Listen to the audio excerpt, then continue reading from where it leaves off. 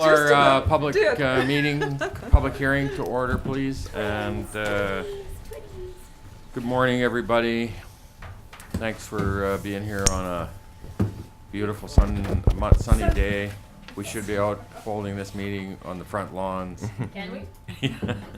We'd like to. You're the boss. We got wireless. I gotta hold your attention somehow, right?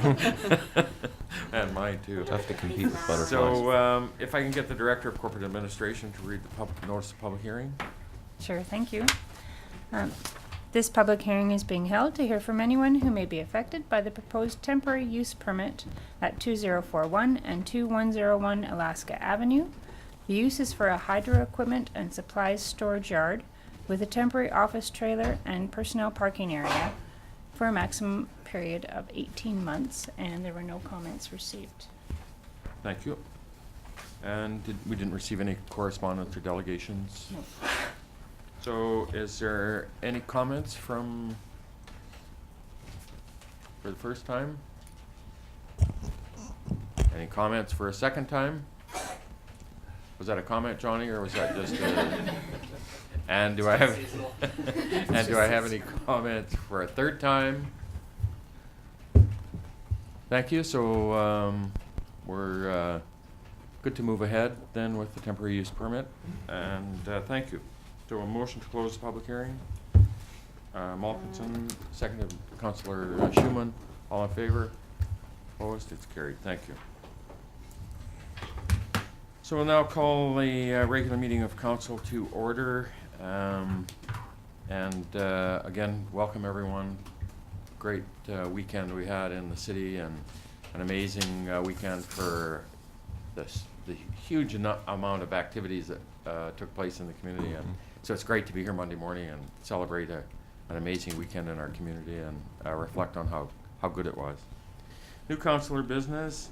Now, Councillor Wilbur did have an item on this morning, and unfortunately she's not here yet. She was away yesterday, and so she's on her way and will be a little bit late, but I believe Councillor Schumann, you were going to speak to it for her? Yeah, she just texted me this morning, obviously, and just wanted me to let you know this was just put on the agenda for your information and information of the public. It's the application Open for Business Award through the Small Business Roundtable Secretariat.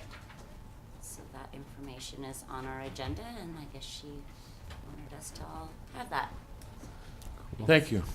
We received this correspondence and this information from Minister Yamamoto, I guess, and so it's really a great opportunity, and hopefully there's some interest and representation from the community that we can see some interest expressed for it.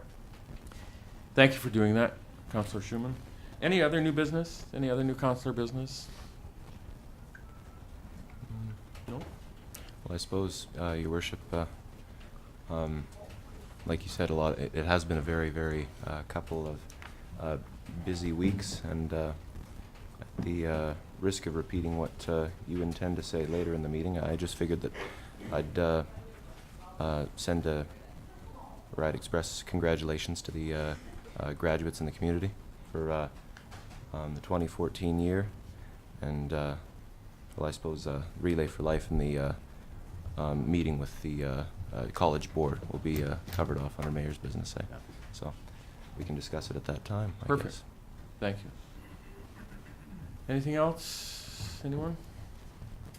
So the minutes of our regular meeting of council of June 9th for adoption, Councillor Parslow, Councillor McFadden. Any errors or omissions? All those in favor? Opposed? Carried. And the minutes of our public hearing of June 9th for adoption. Councillor Schumann, seconded Councillor McFadden. Any errors or omissions? All those in favor? Opposed? Carried. Thank you. Was there any business arising out of those minutes? Councillor Malkinson? Thank you, Your Worship. I did notice, I wasn't in attendance at the last meeting, I believe, on June 9th, but I did notice the decision of council around the application for exclusion from the ALR for the land owned by Mr. Loisel. I noticed that was sort of a new direction the council was taking. You know, it was out of line with, well, not out of line, sorry, but it was out of step with the comprehensive development plan that, you know, was an agreement between the city of Puscoopi, the ALR, I believe, and the ALC and the city of Dawson Creek. And I'm wondering whether a decision of the nature that was made at the June 9th meeting ought to trigger some sort of a review process or some sort of renewed effort to have the CDP reviewed. Updated? Updated, yes, yes. I'm just, maybe a question to staff or yourself. Okay, thank you. And certainly we got another delegation appearing this morning. That's right, that's right. In regards to that, which will certainly, I anticipate, spur some further conversation, as will the upcoming Bill 24 implications for the Agricultural Land Commission. But I'll pass it over to Jim to...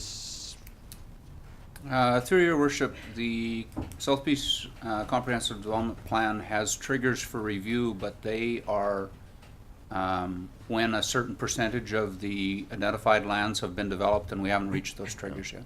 Okay. Thank you. So we'll have some, I'm sure we'll have some further conversation about that this morning as we engage in the delegation we're going to have in front of us. Absolutely. And that will give us the opportunity to have that further conversation about it. I figured it was, you know, just business arising. It was Sure. good to bring it up before. But yes, I look Yep. forward to that. Good. Thank you. Thank you. Any other business arising out of the minutes? Thank you. Correspondence? Councillor I Malkinson? move this letter from Premier Christy Clark, item 5.1 for information, Your Worship. Thank you. Seconded, Councillor Schumann. Discussion? All those in favor? Opposed? It's carried. Item 5.2. Councillor Schumann. Move a letter from Minister Oakes for information. Thank you. Seconded, Councillor Kenny. Discussion? All those in favor? Opposed? Carried. Item 5.3. Receive for information. Councillor Parslow, seconded Councillor McFadden. Discussion? All those in favor? Opposed? Carried. We should have had this out on the front lawn.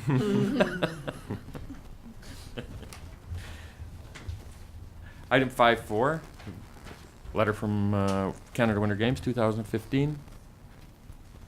This is, I had difficulty, Your Worship, finding the request in this letter. I think they were looking for us to see if we Find. wanted to participate in the torch Celebration. celebrations. Mm-hmm. And I... I understand now, Your Worship. It's just, my confusion was that residents can apply to this organization to be torchbearers, but also there's the invitation for us to host a community torch celebration. So I Right. suppose this would be helpful information to put out to the public, you know? Yep. Yeah. So, Move that we receive. thank you. Moved by Councillor Parslow, seconded Councillor Schumann. Discussion? Councillor McFadden? I think this is something that we don't want to lose track of. I think there's an opportunity here. Perhaps we could approach tourism, and maybe they could be involved in it in some way. I don't know how that would play out, but I'd rather not see it just received and then sort of get filed away, and then. But I think there's a due date. They need to reply here too by a certain date, as I recall. So just a thought, Your Worship. Thank you. Further discussion? Councillor Malkinson? Well, I move that we We got a motion? well, there's a motion on the floor is for information, Your Worship. But Right. I think that perhaps we could forward this letter to tourism, further information. So, we have to deal with the first motion, I think, to receive it then first, don't we? Okay, Yeah, sure we do. Yeah. we can do that. So, I guess, do we need to make an amendment to that? Is that what No, you're no, asking, or do you want to we just can receive it for information and then? we can make another Okay. motion. Yeah. Brenda?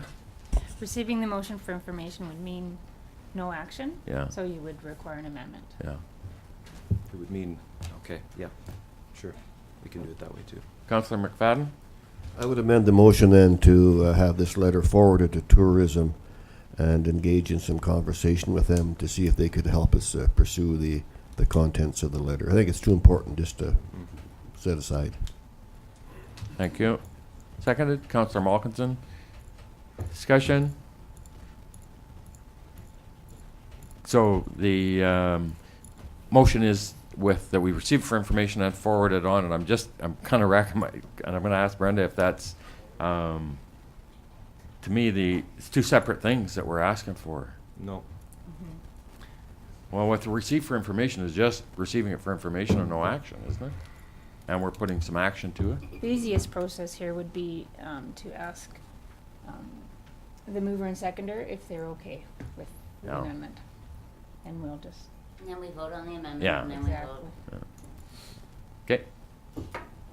They would. You- By unanimous consent, Your Okay, Worship. good. Thank you. No, I don't agree with it. I don't see this as a golden opportunity for something, so So, it's more expense. So it's- So it's a vote on the vote on amendment. the amendment first. So the amendment is that we're going to forward it to tourism for follow-up. All those in favor? Opposed? So the amendment passes. And now the motion to receive for information. All those in favor? Opposed? It passes. do? Information with the amendment. The amendment? Go ahead, Brenda, help me Okay, out. sorry, Okay. to clarify, the amendment, the amending motion was passed, therefore the motion is amended. So Okay. then Yes, the, yeah. you need to Vote call on the the motion question as on the amended. motion On the as amendment. amended. Thank you. And we voted yes. And we voted it yes. Okay. And some were Oh. opposed, but it, Yeah, sorry? Okay, so if we can vote on the amended motion, on the motion then, as amended? exactly. So I need, for Tyra's benefit, we need the, she wants, All in all in favor? favor? Yeah. Sue, Counselor McFadden, Counselor Schumann, opposed, Counselor Parslow. Thank you. Good job. It'll be a long Complicated. meeting. What's that? It's going to be a long. Yeah. Doesn't have to be, Counselor. Now we, Good one, Terry. so the letter, item 5.5, Counselor Parslow. I would move that this letter be referred to staff for review and advice received from staff at the next meeting. Seconded, Counselor No, Malkinson. no, Jim? No, I'm not Oh, sorry. interested in seconding. Through your worship, we've given you a report on this already. Nothing in the letter, Nothing new? nothing in, the letter is saying that we got bad information from the, from Northern Development's office. But I suppose, Ms. Johnson is right. Are you still going to say people can just leave vehicles on the street for as long as they wish, and if they interfere with snow removal, they won't have to pay a dime? I mean, I'm not sure that it's relevant in any way. So is that, Nobody seconded. nobody seconded the motion yet, so. Yeah, yeah. Counselor Malkinson? Well, I was, after Jim basically answered the question that I was going to ask. I did intend to ask another one before I moved to receive this letter for information, but I'll move that we receive it for information right now. Counselor Schumann? Discussion? Counselor Malkinson? Your Worship, my only quandary in the letter that I read from Ms. Johnson was the idea that we hadn't followed our bylaw in the first place, or sorry, that we hadn't followed our parking bylaw through this incident that happened, and I'm wondering if staff understands any of the reasons behind that claim. I just, maybe I'll just read from it. I have no reason but to reply to this response, not only perturbed by you not following through with your bylaw, but also insinuating that I lied to council. She doesn't give any reasoning for it. Can anybody give me any clarity on that? Jim? Through your worship, I don't believe that staff implied that No. Ms. Johnson was not truthful. No, I certainly wouldn't expect staff to respond to that, but the bylaw, the bylaw wasn't followed. So in the original report from staff, the bylaw had at one time referenced that the owner had to be notified within a certain period of time. For various reasons having to do with the new privacy rules, that can't be enforced anymore. But in this case, again, it's irrelevant because Ms. Johnson was not at her address to receive a notice. It may well be true that contrary to what Northern Properties told us, there's no parking for this individual tenant provided. However, the relationship between landlords and tenants is irrelevant to us. The answer isn't that you can leave your vehicle for 2 months on our street. That's not the answer. Thank you. Yep. Is that, Oh, yes, answer? yes. Thank you very much, Your Worship. further questions? All those in favor? Opposed? Carried. Thank you. We have received a letter from Margaret Sutton in regards to Step Up and Ride funding, item 5.6. Councillor Schumann? I'll move that for information on. Thank you. Seconded, Councillor McFadden. Discussion? All those in favor? Opposed? Carried. Thank you. And item 5.7, we have a letter from Dan Rodel, Trail Community in Bloom Chair.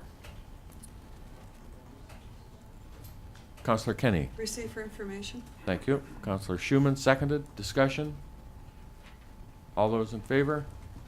Opposed? Carried. Thank you. So we're a little bit ahead of our first delegation, so I'd like to move to item 7, our reports. Item 7.1, Community Works Gas Tax Agreement. Councillor Schumann? So I'd move report number 14-129 from the Chief Financial Officer regarding the Community Works Gas Tax Agreement 2014 to 2024 be received, and for the council authorize staff to enter the Community Works Fund Agreement with the Union of British Columbia Municipalities. Thank you. Seconded. Councillor Kenny. Discussion? All those in favor? Opposed? It's carried. Thank you. Item 7.2, Director of Infrastructure Sustainable Development Report for downtown parking signage. Councillor Kenny.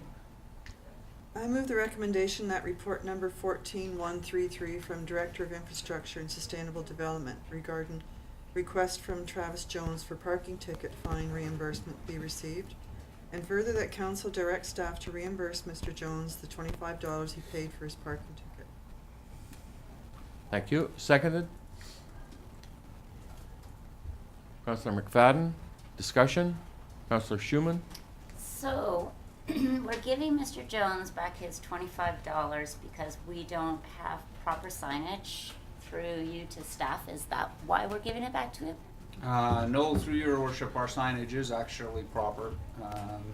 Mr. Jones is correct in saying if we wished to have provincial regulations enforced by the RCMP, that signage would need to be different and to the provincial standard. However, for our own bylaw enforcement purposes, the test in court is the reasonableness of the signs, and our signs are in keeping with court decisions that have come down over the years.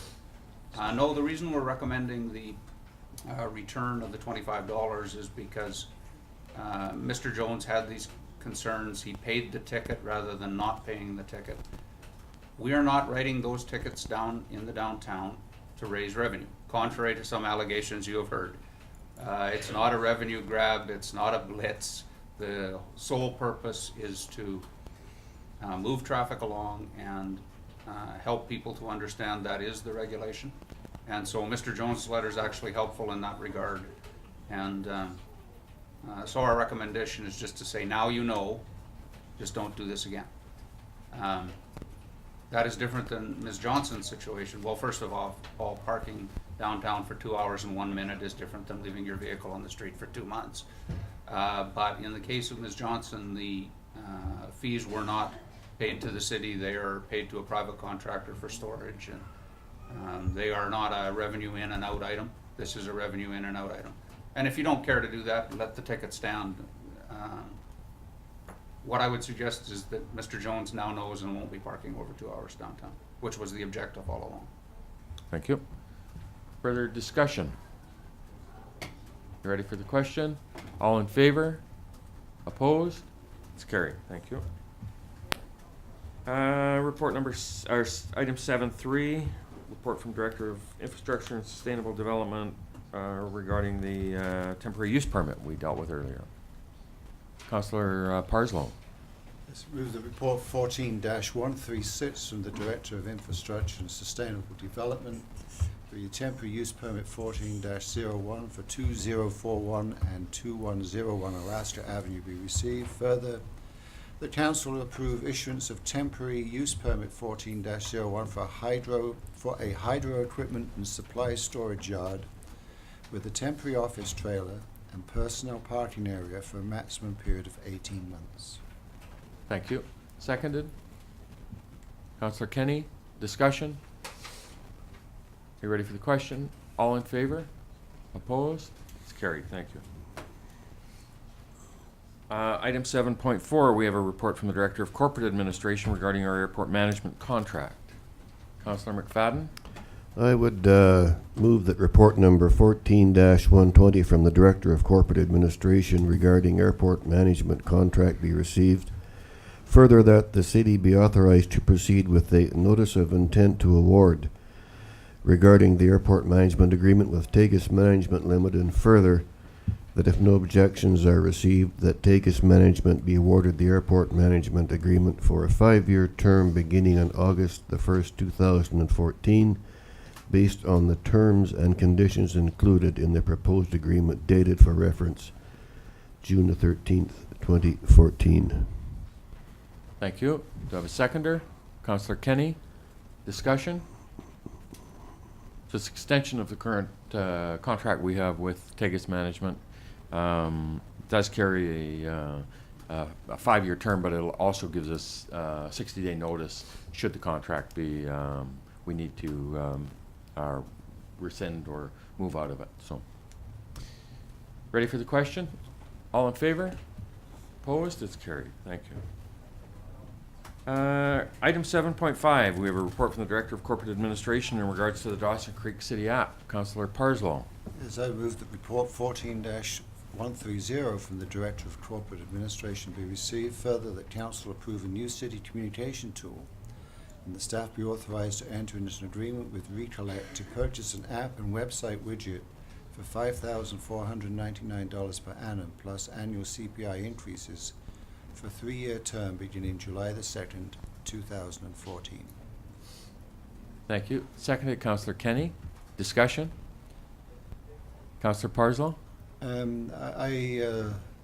Communication is very important. I like this particular notion of a two-way communication, and I think a lot of people, once they get aware of it, will use it. So I think it's good. Can we, Jim, maybe ask if you can just give us a quick verbal update or overview for the purposes of the public in terms of what this tool will do for us and communication for the public? Well, actually, I'll kick Or it to Brenda. Brenda, please.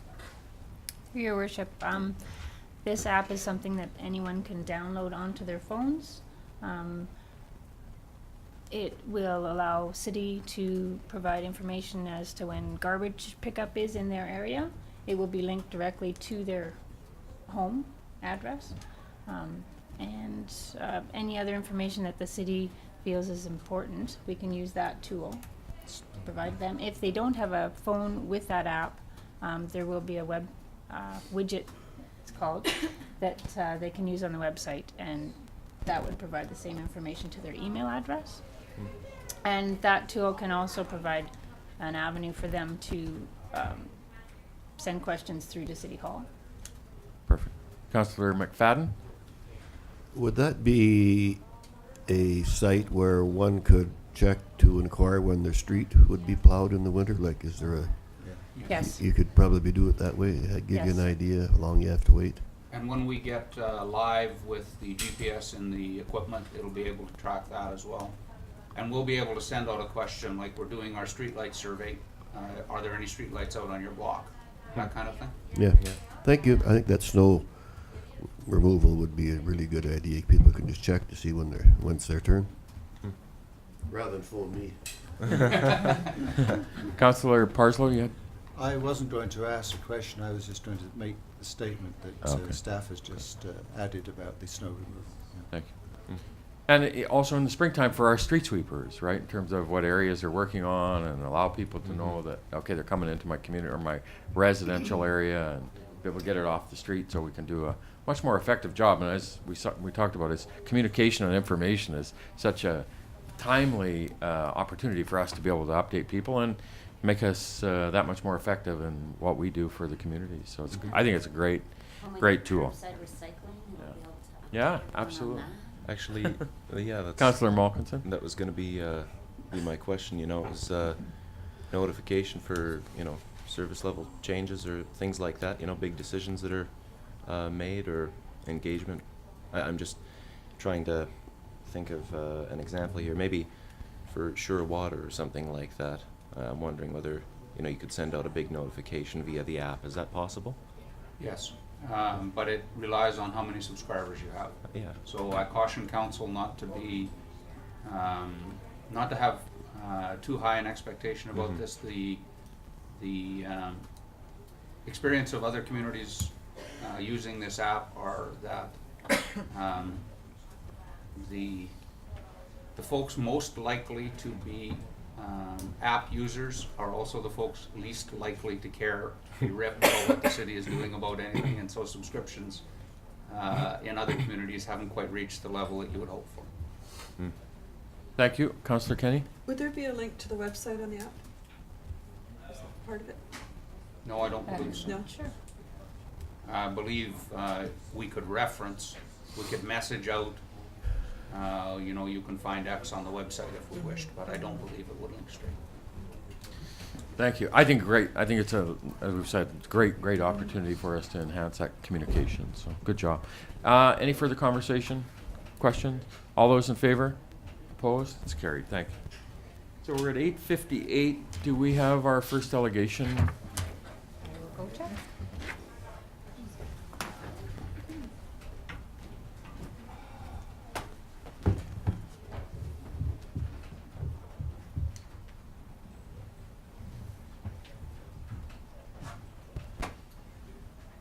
So what'd you do anything on the weekend? Just glad stuff and barbecue. So dinner. how did that I put the big pictures on Facebook. Ray showed? Ray gave me. So good morning. We're going back into our agenda for item 6 and our first delegation this morning. Thank you. First delegation this morning, item 6.1 is Ashley Simpson and Diamond J Holdings. They're in attendance regarding Excuse me. their ALR exclusion application. And good morning. So the floor is yours. Okay, so we are back again asking for support to approach the ALR for an exclusion application. If you guys remember from last time, this land is located just across from the airport. So on the first page, I have a map here that shows the land within city limits that's available for exclusion and development. As you can see, it's in the light brown shade. So there's the quarter there that Hanson has that's currently under development. And the other piece there, Loisel received support last council meeting to proceed with an ALR application. And the remaining is just our half section across from the airport. The second map indicates the land that's zoned for development within the city, and you can see it's numbered, and majority of the phase 3 land, which ours is, has already been developed.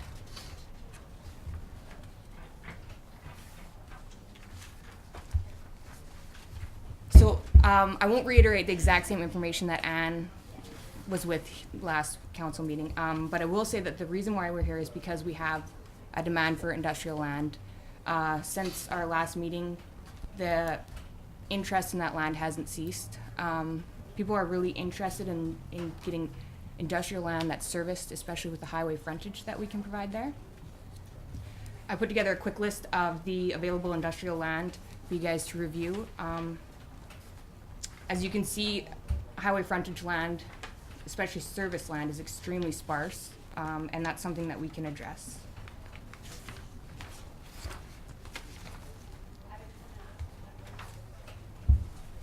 Also, since we spoke last time, we were able to procure an agreement with the provincial government that will bring water and sewer and commercial access right to the corner of that land. And also, since then, Bill 24 has passed, which gives us a little bit more leeway in regards to the ALR. They're now able to take into consideration the potential of oil and gas development when they look at our exclusion application.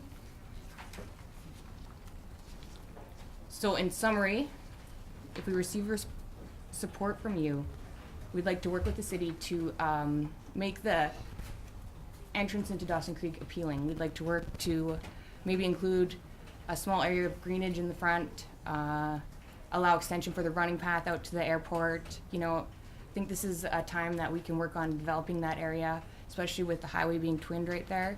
And I don't think that we really want to miss that opportunity.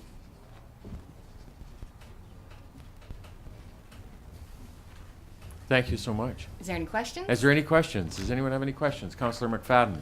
Did I hear you mention you've been working with the provincial government regarding getting sewer and water to the property? Yeah, with the Ministry of Transportation, when they twin the highway, they're gonna bring the sewer and the water and a commercial access right up to the corner of the property. So the servicing will be readily available. We'll be able to start that. When Okay. we negotiated with the purchase of the extra Mm-hmm. property from us, that was part of the negotiation, is for them to bring, the sewer comes from both sides Mhm. across the main, Yep. the main highway and Peterson Road as well. Right. And there's no height restrictions here across the highway, so there's no height restrictions on your property at all. There is some height restrictions on that property, yes. There is a, huh? With regards to the airport. Yes. Yep. Thank you. Further questions for the delegation? So, thank you so much for bringing it back to council, and I read also the background that was provided, and we'll bring it back to Mayor's business. Jim? Your worship, before the delegation departs, maybe Brenda can go over the same procedural issues that she spoke to you about regarding the Loisel application. Thank you. Because you're actually not in a position to give support. Just contrary to what was reported in the media, you didn't actually give support to Mr. Loisel's application, and so Brenda can just explain that. Thank you. Yeah, before the city can receive an application, the applicant needs to go do their own notification. So they will, I'm sure you've done that in the past, where you provide notification in the paper and at the site by signage for a 2-week period, and then they complete the application. They submit that application with proof of their advertising and a fee to the city, and at that point, we, council would consider the application. Perfect. Yeah. Okay. And so what council did for Mr. Loisel and what you will be considering under mayor's business today was say, in principle, we have no objections, but we need to wait to see the outcome of that Okay. advertising process. It's the application process that any applicant must go through when they proceed, right? That's what we're, So basically, we're just asking support to proceed with the actual application, Exactly. and then we'll provide you with the application. Okay. great. So thank you. We'll bring the issue back before mayor's, under mayor's business later in the meeting, and appreciate you coming in this morning. Thank you. Thank you.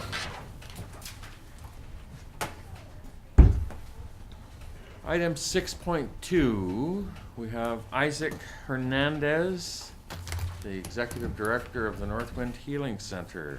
Society is in attendance regarding the Northwind Healing Center update. Good morning. So, welcome. Thank you. Welcome. So, at the, I met with Isaac last week, I think. Yes. A lot of water going under the bridge. Yeah. I met with Isaac last week, and he came in basically to give me an update and have a conversation about the services that are provided by Northwind Healing Center and Society within this area, region, and community. And I thought it was appropriate for Isaac not coming with a request, but just for information to provide to the community on the services that are provided by the Society. I thought it was extremely worthwhile, and we thought it would be worthwhile for Isaac to come as a delegation this morning to give us an overview to the council as well as to the community. So, Isaac, welcome. Good morning. Thank you. Good morning, everyone. You have received a presentation. I had some car problems, so I left everything there in the car. But I will make just a reference to a few of the slides there. But you had the complete presentation just for information purposes there. What we do at the Northwind Healing Center is we are a First Nations oriented treatment center, alcohol and drug treatment center. And we provide assistance to people that are struggling with alcohol issues or other drugs, as well as some other addictions. We also cover mental health services for them. And we are mandated to serve First Nation people primarily, but in the past, Health Canada has funded us just what they call a core funding. And basically what they do is they provide the funding for us, and it's our responsibility to fill the beds. And we are not restricted to work only with First Nation people. So we serve anyone that is in need of assistance, as long as they respect or tolerate, whatever you want to call it, our ceremonies, our native ceremonies. So we have pipe ceremonies, sweat ceremonies, and things of that sort. We are a very spiritual-oriented center. We don't proselytize for any particular religion, less any denomination in particular. But we do promote spirituality for those that participate in the program. We encourage them to look into their inner self and get in touch with the Creator, whatever that forms is for them, whether they are Buddhists, whether they practice Islam, or whatever the case is. As long as they can work from their inside out. That is our main concern. So you see in the presentation that you have received, I think it's a slide number 7. You can refer to that. Basically, there are several stages of recovery. Or in the recovery process, we have the first stage, which is transition. That's when the person decides that they need help. Sometimes they might be totally drunk or totally stoned, and they decide, well, I need to do something about this. My life is out of control. And sometimes we are able to catch that person at that very moment, and we have better results with them because they have the motivation, they have the willpower, at least temporarily, to work in. The next stage is the stabilization process. And basically that's a detox, and basically detox. When they had to go through the process of having the withdrawals and all the kind of things. But our treatment center focus especially in the early recovery, which is the third stage of recovery, which means that our rates are very successful. In the last few years, we had got about an average of 83% rate of success. But that's because when people come to us, they are supposed to have a step down from alcohol or drugs, whatever the issue is, at least for 14 days. We require 4 weeks, but never happens. So basically, we try to encourage at least 2 weeks. And they are already, so they have gone through the detox process already. They are already working with their counselor at their home community, or whatever they are coming from, or the friendship center, or their family doctor, their priest, their pastor, whoever is referring them to us. And and they just come to receive tools that they work through and they can take with them so they can continue with this recovery process at home. Then after that is the middle recovery. So we focus within those two particular areas. And then comes the late recovery, which basically is just a maintenance program that they follow up not to relapse. So that's what we do at the center. And we are located on Farmington on 235 Road. We had an accidental fire last year in January that consumed the whole place, and we are in the midst of finishing the new center. It's a beautiful small facility there. You are encouraged to come by and take a look at it. And hopefully we'll be operating with for clients as of the beginning of July. So that's what basically we do. And Mayor invited me to come and update you, and we don't have any specific requests. We just, well, there is a lot that you can do for us, but one of the things that we have is we need a water truck. So if you have a used water truck that you're gonna dispose of, think of us. We had to purchase our water because we have water underground, but it's too hard, so we cannot use it. So we had to haul water, and we have detained clients in and 4 staff persons daily there. We go to 2 tandems of water a week, and it costs us $200 a load. So which is $400 just in water to operate per week. So that's a concern that we have. Not a request, but a concern that we have. So if you have any questions in particular, I would like to take the time to try to respond them. Isaac, thank you so much. Mhm. And does anyone have any questions? How many beds? I did read the PowerPoint, but I don't. 10 beds. 10 beds. Yes. So it's just a small. It's a small center, yes. And part is because when it was first organized in 1996 and we started to operate here in town, it was to represent just 3D8, the 7 First Nation communities. And we thought, or they thought, at that time that was going to be enough. And then we get stuck with the funding from Health Canada just for 10 beds. You know, I thought it was such a,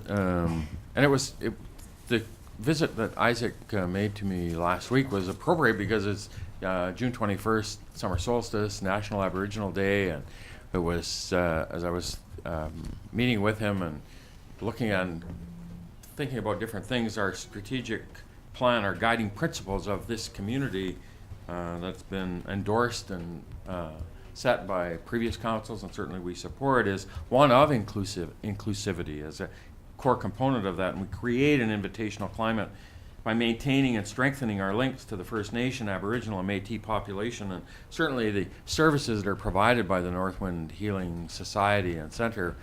I knew that they existed, or I believed they did because I'd see their signs and all that, but I had no idea about the services that were provided to residents in our region, our community, and thought it was an important topic for us to at least raise the awareness of the services that are going on in our community. And so that was the purpose of the presentation to get today. And when Isaac talked about $400 a week for water, you start saying, holy, right? $1,600 a month just for water is a huge cost. And anyway, it was just it was more for information, and I certainly appreciate Isaac coming today to do that and raise the awareness. And we appreciate you coming to council and giving us an overview, and we'll look for those opportunities to engage with you in the future and understand the services. Okay. Our contact information is in the presentation there. If you have any questions later on, feel free to email me, and I'll respond to them. Thank you, Thank Isaac, you so so much. much. Thank you.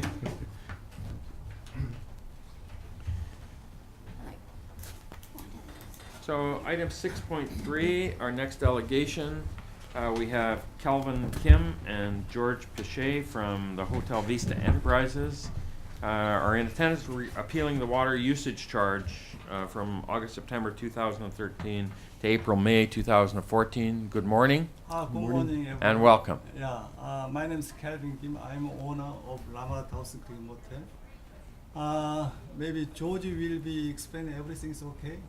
Thank you. Okay, thank you. On May 31st, we got the letter about the infraction. This was the pretty well the first time that we had heard anything about the diverter switch being turned off on the water meter. In late June of 2013, Legacy Plumbing came in twice to do some work on the in the boiler room. Once to repair a leak in a pipe on the hot water tank, and the second time was on the 20th of June 2013 to replace a hot water recirculating pump. And then in September of 2013, drain surgeon came in to fix one of the tubs in the in one of the rooms. At any one of these times, the plumbers could have inadvertently moved the diverter switch.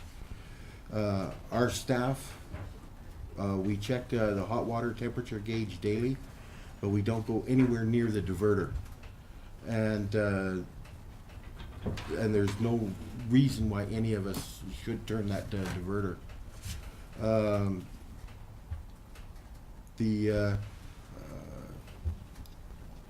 The electrical room is always kept closed and locked, so there's nobody extra that comes in there, except for people who are doing work in there. Plumbers, BC Hydro coming in to check the meter, and that's it. During that time, let's see here.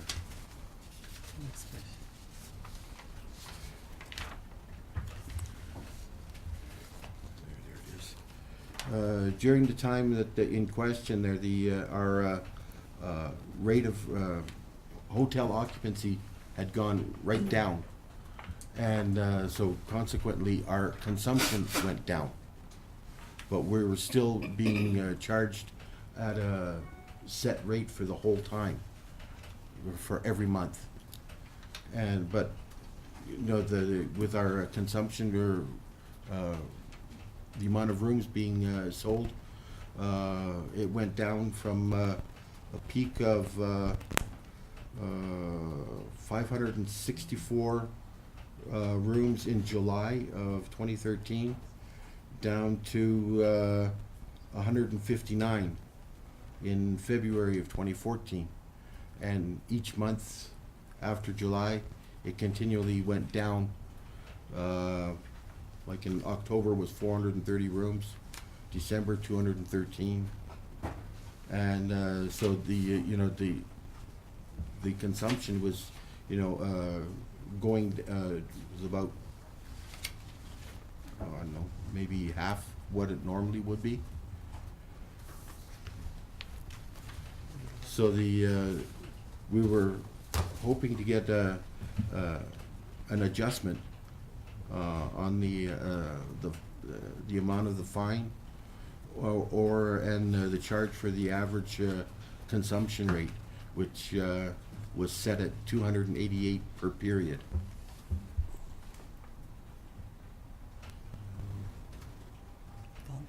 Yeah, I think that's about it. Okay, thank you. Any questions for council? Okay, so we appreciate the information. We appreciate the report.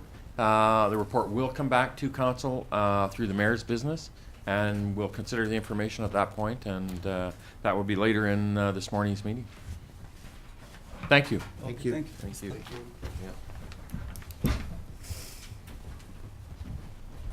Item 6.4, we have Peter Nielsen from the City of Dawson Creek and representatives from our City Beautification Committee regarding Peace Energy Co-op Canadian Solar Cities regarding Solar Day proclamation. Good morning. Good morning. Good morning.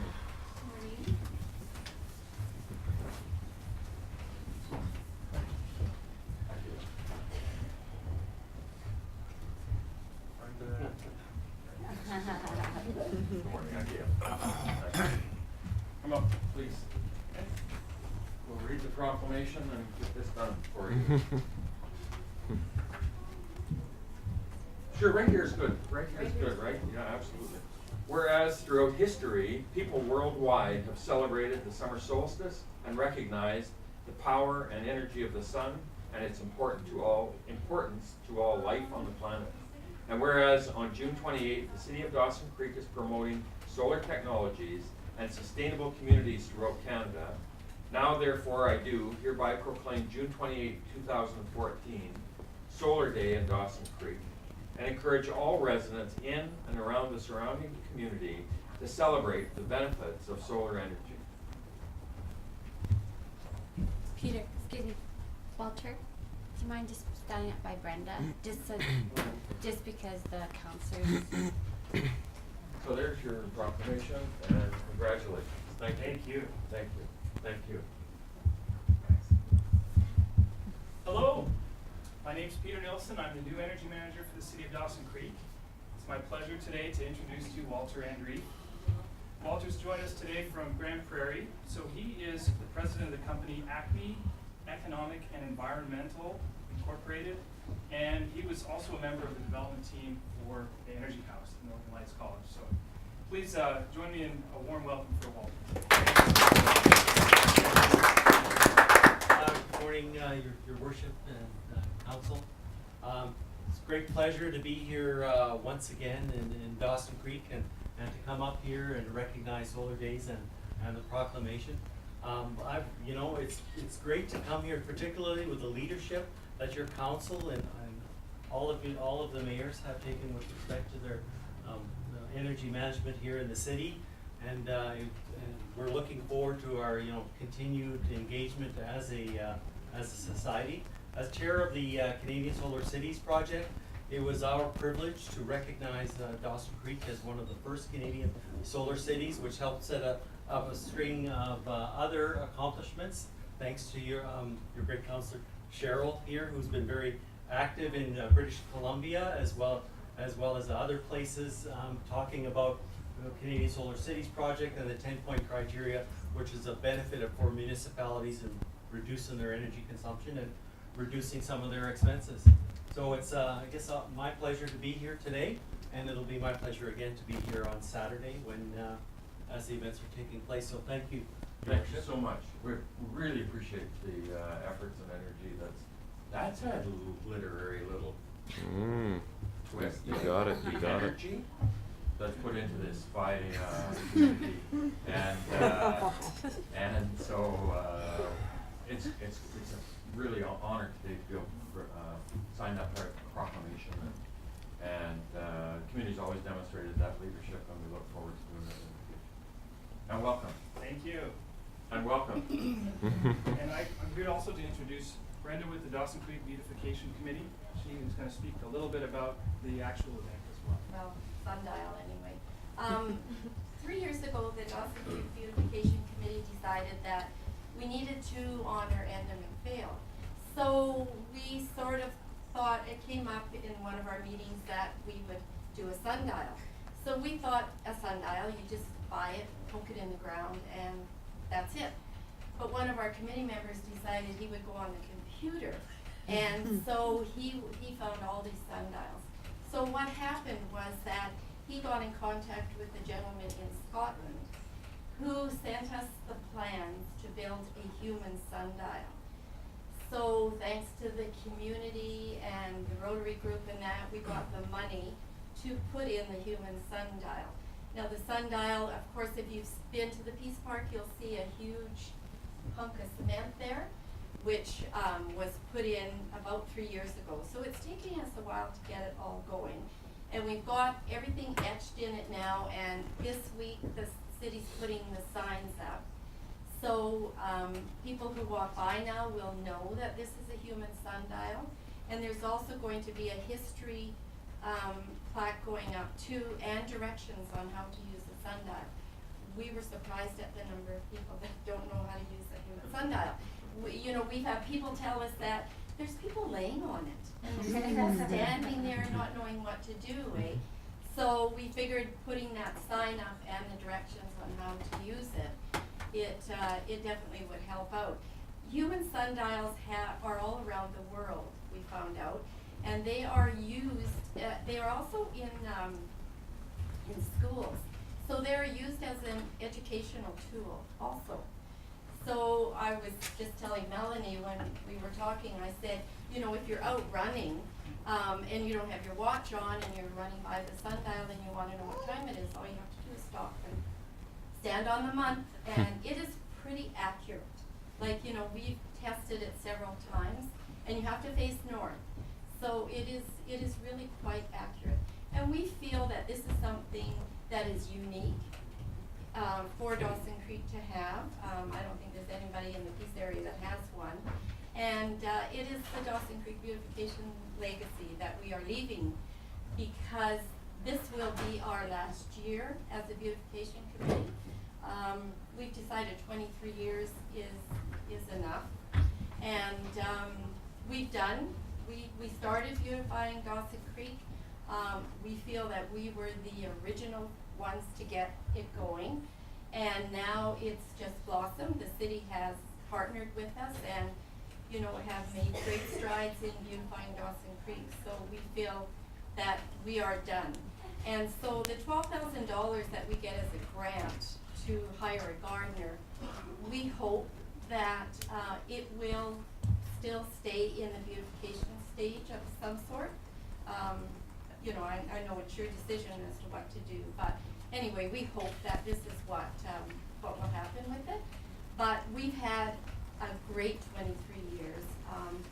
We've made a lot of, on our committee, made a lot of friends. We did a lot of hard work, but it was all worth it when you look around and see how beautiful our city is.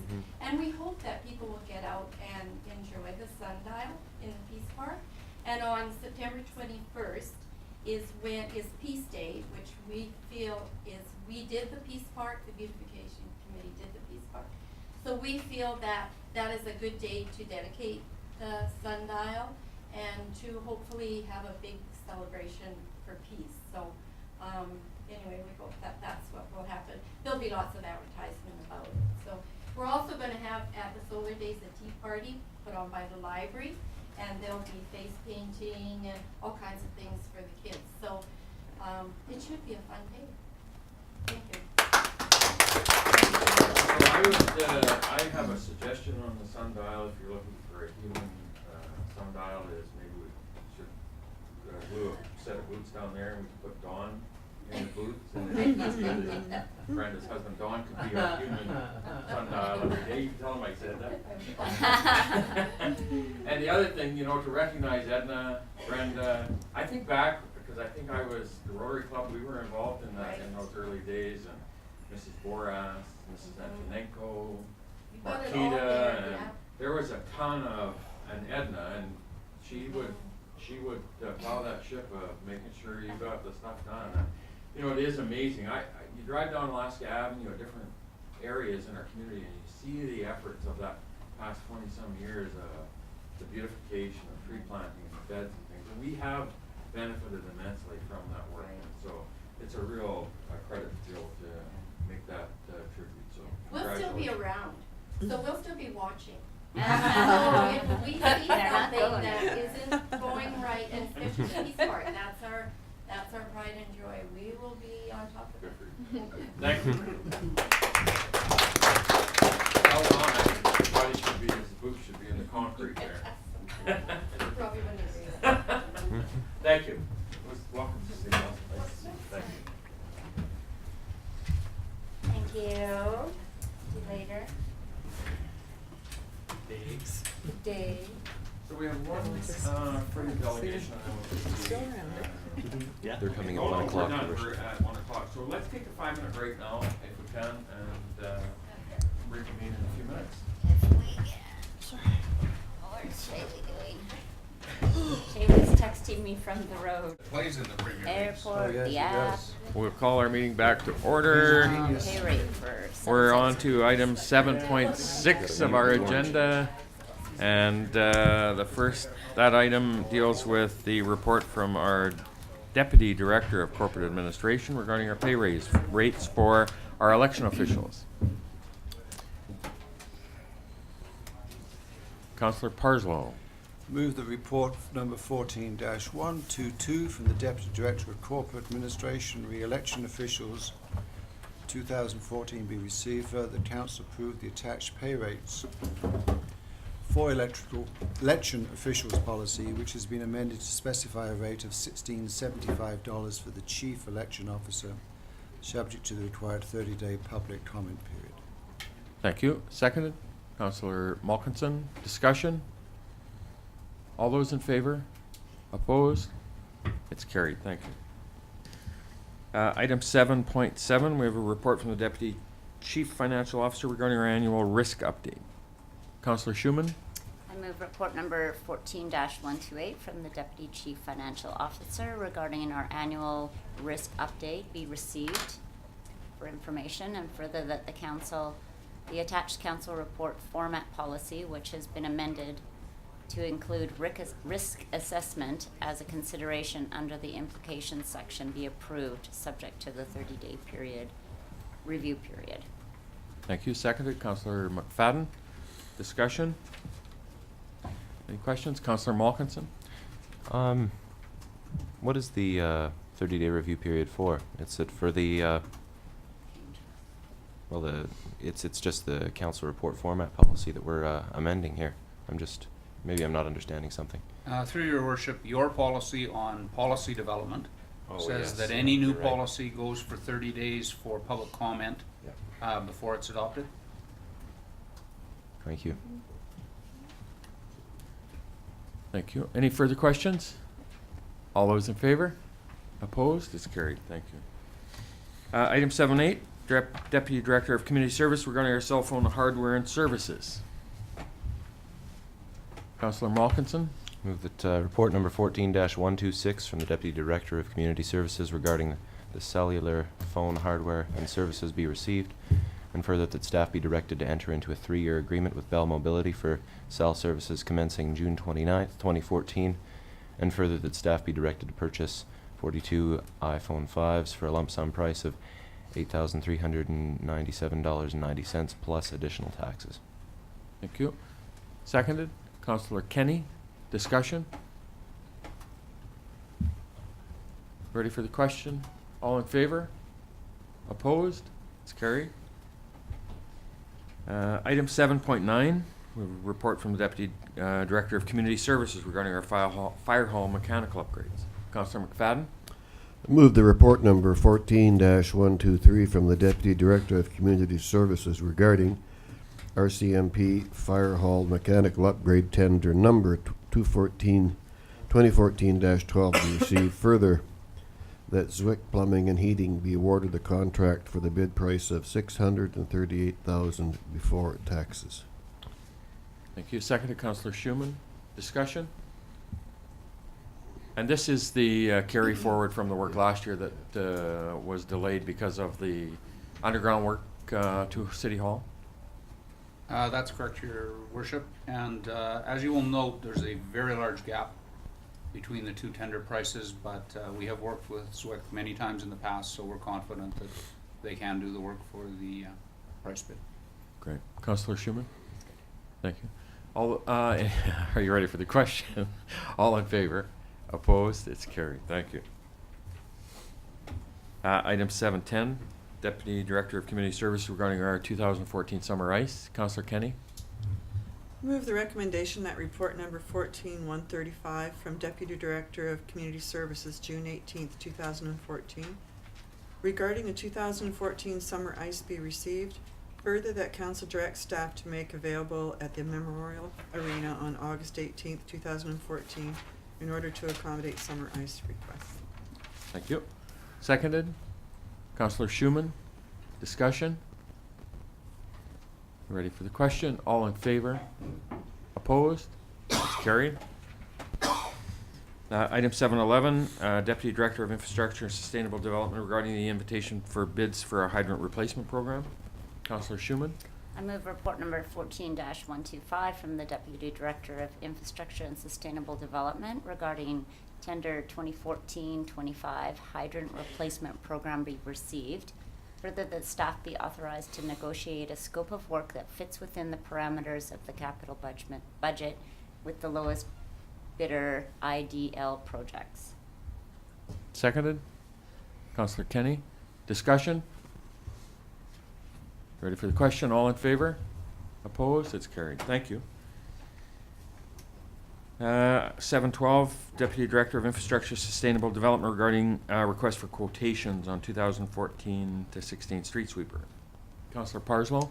Move the report 14-134 from the Deputy Director of Infrastructure and Sustainable Development request for quotations 2014-16 street sweeper be received. Further, that the staff be authorized to purchase one 2014 street sweeper from Cubex for $244,620.70 after trade-in allowance and excluding GST. Thank you. Seconded. Councillor McFadden. Discussion. Jim, maybe just one question in regards to the, is there at some point do we, in recognizing the value of the trade-in to us in terms of that, but have we ever considered the opportunity to look at these for the used, the ones we're trading in, to be able to use them for smaller type operations rather than the heavy lifting that they would do for our streets? But I'm thinking about parking lots and things like that. Has that ever been a consideration for us to, or is it just the cost of ensuring, maintaining, upgrade just not worth it? Through your worship, a couple points on that.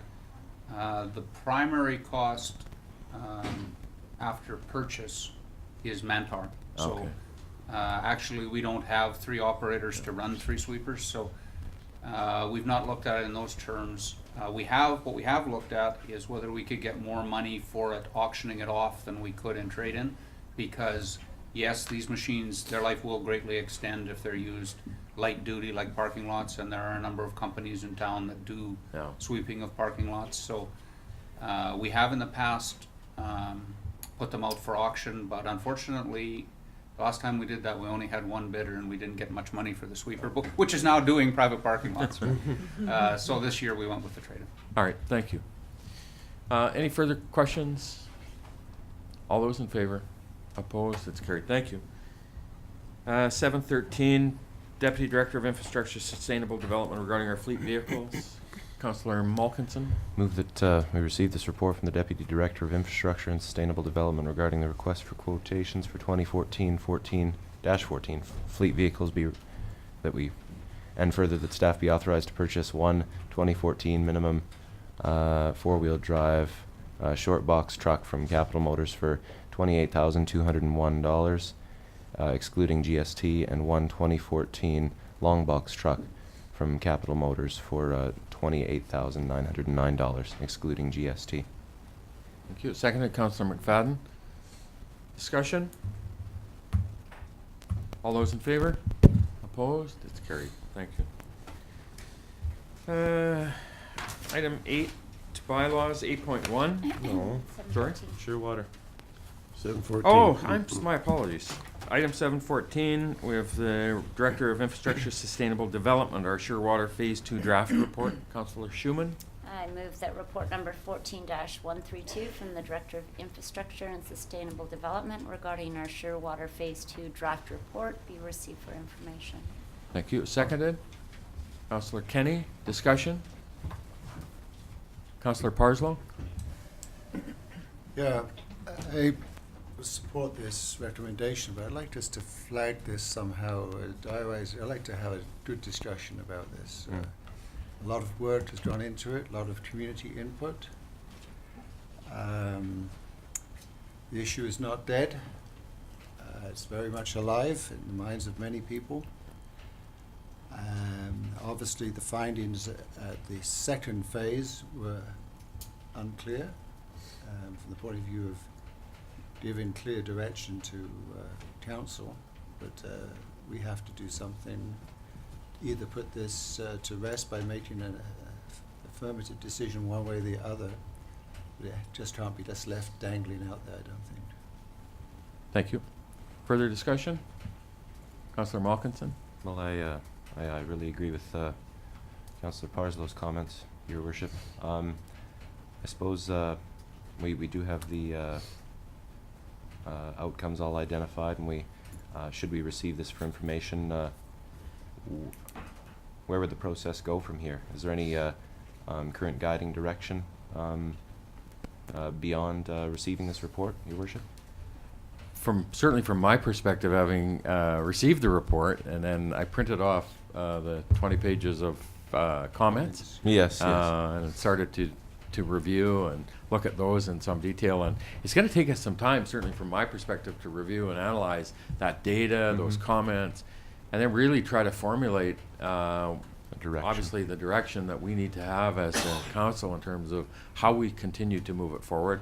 There's been too much effort, too much energy, too much money, too much time, and we need to move this forward in a manner that's going to provide the certainty of sure water for our community in the future, and that's absolutely what it's about. But to me, the amount of information, one, is value to us in terms of absolutely providing value for the feedback from how people are viewing the topic, and then we need to, all of us, I think, collectively review that information and then start to formulate how we see it in terms of providing that leadership to the community and moving it forward. And it's unclear in my eyes right now because I still am, of course, just reviewing that material. So, yeah. Councillor Parslow? Yeah, I'm just, after we've dealt with this motion, perhaps we can, I may make another motion. Sure. But just one comment in the report that Kevin put together for us. It states a strong majority of residents feel the city should start saving now for a water supply upgrade and are willing to pay $50 more per year. I asked staff ahead of the meeting what that computed to. It's $300,000, which would not even pay for the increase in the operating costs. So there's anyway, I just leave that as a dangling that's very, comment. very, yeah. Thank you. You ready for the question? All in favor? Opposed? Carried. Thank you. Councillor Parslow? Okay, I'd like to move that we refer this topic to for just a general discussion at the next committee of the whole meeting, just so we can discuss it further a little more. Thank you. Secretary, Councillor Malkinson? Sorry? Oh, we don't, July, August, we have no committee of the whole. That's fine, then All right. September. September? Okay. Yeah. Is that too Good. far away? Is that too far away? We'll, you know what, I think it's going to take us a fair amount of work to analyze and have that conversation and have that discussion and engage with administration and in terms of deciding next steps, right? So there's so much stuff going on in the summer as well. It's a tough. It's going to be tough to put any kind of structure and diligence to it. I think before then. Anyway, that's the motion. Ready for the question? All in favor? Opposed? It's carried. Thank you. Item 8.1. Report from Director of Infrastructure Sustainable Development regarding our OCP amendment. Councillor McFadden. That report number 14-127 from the Director of Infrastructure and Sustainable Development regarding OCP Amendment 1403, Bylaw number 4223, 2014, and Zoning Amendment 1411, Bylaw number 4224, 214 be received. Further, that OCP Amendment 1403, Bylaw number 4223, 2014, and Zoning Amendment 1411, Bylaw number 4224, 2014, redesignating 801 110th Avenue from service commercial to residential, rezoning the same from C3 commercial highway zone to RM2 residential medium density multiple family zone be given first and second readings, and further that staff be directed to publish the required notice for a formal public consultation and hearing. What did I just say? Do you have a seconder? Said it all. Councillor Schumann, discussion. What did I just say? So this is the applicant to rezone the properties at 801 110th Avenue, which is the previously known as, I think, is that the Cedar Lodge Motel, was it? Aloha. Or the Yes, it Aloha? was the Cedar Lodge Lodge, now it originally, is and it's the the Aloha. From what would have been commercial to residential. residential. So that's the first two readings in order to amend that put the OCP official committee plan amendment first and second reading. Discussion? You ready for the question? All in favor? Opposed? It's carried. Thank you. Report number 8.2, report number 14121, Fire Chief and Emergency Program Coordinator regarding our emergency program bylaw. Councillor Schumann. I'll move report number 14121 from the Fire Chief regarding the emergency program bylaw be received, and further that the emergency program bylaw number 4225 2014 be given the first of three readings. Thank you. Seconded, Councillor McFadden. Discussion? Ready for Councillor Parslow? It's interesting. This I spent a good number of days with the recently retired fire chief for Prince George, and I discussed with him how they handled emergency planning and so on. We know, they've had a number of floods and evacuation of people and ice jams and stuff, and what they did there, and it was very interesting who assumed command for what. Of course, it's a much bigger city than ours, but the incidents of fire joins those other emergencies is handled by a captain or deputy, and the fire chief takes charge of the emergency situations that are to the fore. So it's a very interesting dialogue with him about that, how they handled it. Thank you. Important work, right, that we need to ensure we put that diligence towards for our community and fire emergency planning. Ready for the question? All in favor? Opposed? It's carried. Thank you. So item 9 is mayor's business. Do we have Marcel here? Just got a phone call and stepped up. I will just check. We just noticed the fire chief got a phone call and left, which is never a good sign, so. Yeah, that's all. We'll come back to Okay, so perfect. So from our meeting, I'm going to pull the first item out is because they're in attendance is item 6.1, the request from Diamond J Holdings in regards to the ALR exclusion application. So I'll bring that back onto the agenda. What are you bringing? Oh, sorry. So the request that for the support of the application moving forward. So Councillor Schumann? Yeah, so through your worship to staff, in our last meeting when we were talking about the other, what was it, the Application for exclusion? Yeah, in our last meeting, it sort of sounded like the properties that have been identified for future development are sort of on their way to being developed, and that these new ones would sort of fall into the queue next should they be allowed to come out of the ALR. My question is, from your comments earlier, it sounds like those properties are not on their way to being developed, and I'm just curious if we have a timeline, like when they will be, or if they're in the process of being, and when we can expect that, and if we should start thinking about updating the comprehensive development plan for the area. Just curious to understand what the situation is with these industrial lands. So through your worship, for context, staff recommended against the Shipton application the first time you had it, and we recommended against the Gary Loisel application.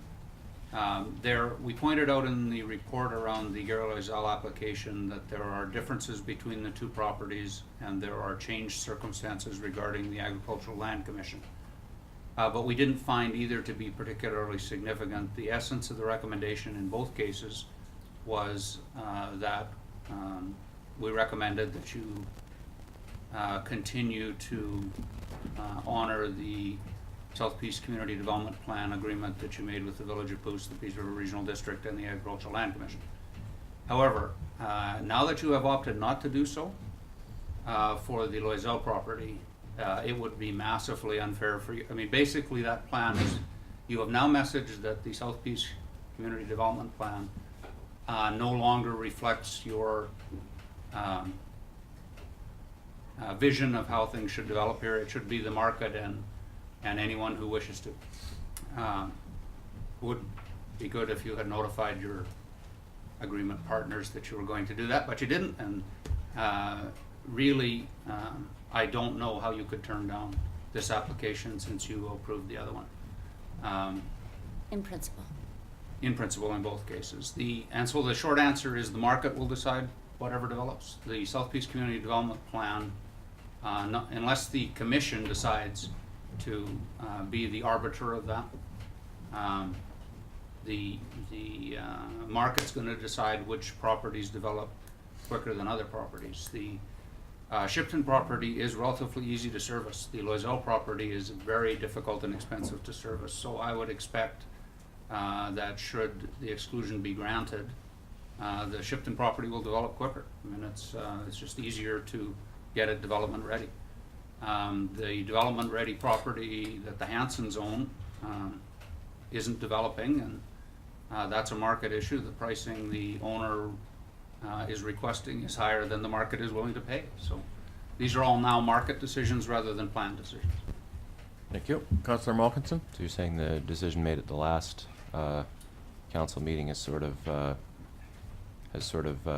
guided our actions at this meeting? It would be fruitless for us to endeavor to capture all of this in a new updated CDP, even with the decision that we made at the last meeting? So through your worship, I would ask you, the partners that signed the CDP with you, what interest would they have in signing another agreement with you? If you're not going to actually uphold the agreement you signed, what difference does it make if you change it? I mean, I think they would take the assumption that that's a massive waste of their time. Councillor Schumann? So as you pointed out at the beginning of the meeting, though, we didn't actually make any decision. There was, some of council felt that they would agree with it in principle, but no decision has actually been made. So I don't know that we can base any outcomes. I mean, obviously, we have to be fair to the Shiptons in the way that we made our decision last meeting, but at the same time, there hasn't actually been a decision made. So I don't know that our partners could accuse us of going against the comprehensive development plan if we actually haven't done that yet. But through your worship, I don't understand. I wasn't at the last meeting, so maybe I've got this wrong. I didn't understand your approval in principle to be related to the plan at all. It was related to the advertising process and what might come out of that, what reaction the public might have to it. That you did not leave yourself the opportunity to turn down Mr. Loisel's application because it's not compliant with the CDP, that you already said that consideration's off the table for you. It's now the outcome of the public process, which I assume would be what you would do for the Shiptons as well. So I think the South Peace Community Development Plan is off the table now for these decisions, and I mean, that's entirely your choice. That's avenue available to you. Councillor Parslow? Yes, I didn't feel last meeting we said goodbye to the development plan. I listened to two realtors who I respect very deeply, that the industrial land bank, with all the optimistic projected development that's going to happen, or could happen here, that we could find ourselves short of industrial land, assuming that the parcels of land that are available, some of which do have height restrictions, but some of them may well be, some of them in the process of being sold. I didn't want us to leave this community short of an industrial land bank and thereby lose opportunities that could create all sorts of employment, good employment for people here. That any future applications such as Loisel's, and I'm glad the Shipton has brought forward their application, would take some time to go through the review process and so on. And that I was concerned that we would be, trying to be in a hurry, in a catch-up situation, and we'd be way behind. So I didn't object to the public notice going on with Loisel's, but that we were still reserving the decision to reflect on the whole thing further. Yep. And I wanted us to have some discussion about, okay, what is the optimistic, and let's go with the optimistic rate of development that you may know far more about because you've been vigilant on this file that could happen here. Are we going to be in a situation that we would not want to be in, i.e. the industrial land bank is either fully used or not suitable for the opportunities that are coming here, that we needed therefore to be open to considering supporting Loisel, Shipton, whoever else comes in, so we add to that or get into the process the possible designation of that. But I thought we were still in the review sort of thing. We're just allowing it to go to this application thing, and we would have some discussion about what is the likely situation here with our industrial land bank. Thank you. So I guess I am, as I understand Councillor Schumann's comments, leaning towards her sentiments, understandings from the last meeting. Thank you. Jim? Through your worship, this is an extremely important point to clarify now, because there's nothing in your motion in the last meeting that said you were reviewing the availability of industrial land. So first off, the purpose of a comprehensive development plan or your own OCP or your own zoning is to manage the market, not the other way around. So yes, it definitely does manage that market and say scarce lands, the prices will go up because they're the ones out of the ALR. That may hold back development. That's the whole idea behind you guys forming a plan, is to manage the market rather than to let the market manage you. But these applications are extraordinarily expensive. If Mr. Loisel is exposed to the idea that you're going to turn down his application, not because of what comes out of the public consultation phase, but because of some internal review you are doing about the availability of industrial land, which hasn't been directed to staff and there's no staff report for it, he should know before he puts that application price in. He should the goalposts should be clear to him, they should be clear to the Shiptons. There's nothing in the motion saying we're doing any further investigation of this. It was just, it's going out to the application process, and if the public advertising brings forward resistance from your citizens, you may reconsider your decision, but otherwise you've in principle approved. Thank you.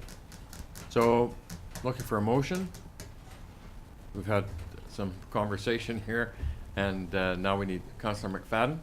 Thank you. I will make the motion that we support the Shipton application in principle to allow them to advance their application to the ALR, to the ALLC. Is that what do you want? ALC. Thank you. Seconded, Councillor Kenny. Discussion? Are you, Councillor Malkinson? Yeah, I gotta speak in opposition to this, Your Worship. I think that we're being, I'm worried that we're not considering all things wholly and equally with a decision like that, and I don't think that we ought to. I feel like there are implications here that have been identified quite well, and that the framework that has been in place for a long time ought not be cast aside in the just the face of the consistency with just the last meeting. You know, I'm very, very uncertain about this, and I'll vote against this because I think that there's a lot of better ways that we could proceed. Thank you. Further discussion? Are you ready for the question? All those in favor of the motion? Opposed? It's carried. Thank you. Councillor Schumann? I'm wondering if we ought to open up that CDP and have a look at it, if we're gonna stick to it. No, we Maybe just- it needs to be updated. If, If I can, as was pointed out by It is old, the but o- it should be updated. by our administrator, the Southeast Comprehensive Community Development Plan was put in place as a planning document, and my understanding of what I've learned over the last 3 weeks about it is in conjunction with our communities, our partners, the community partners around us with POOS, the ALC, that agreement was put in place to formulate and guide the future of the community. And as the development's been ongoing. But to say we want to update it or review it today, there's so many implications to me that are affecting it. Bill 24 is going to affect it.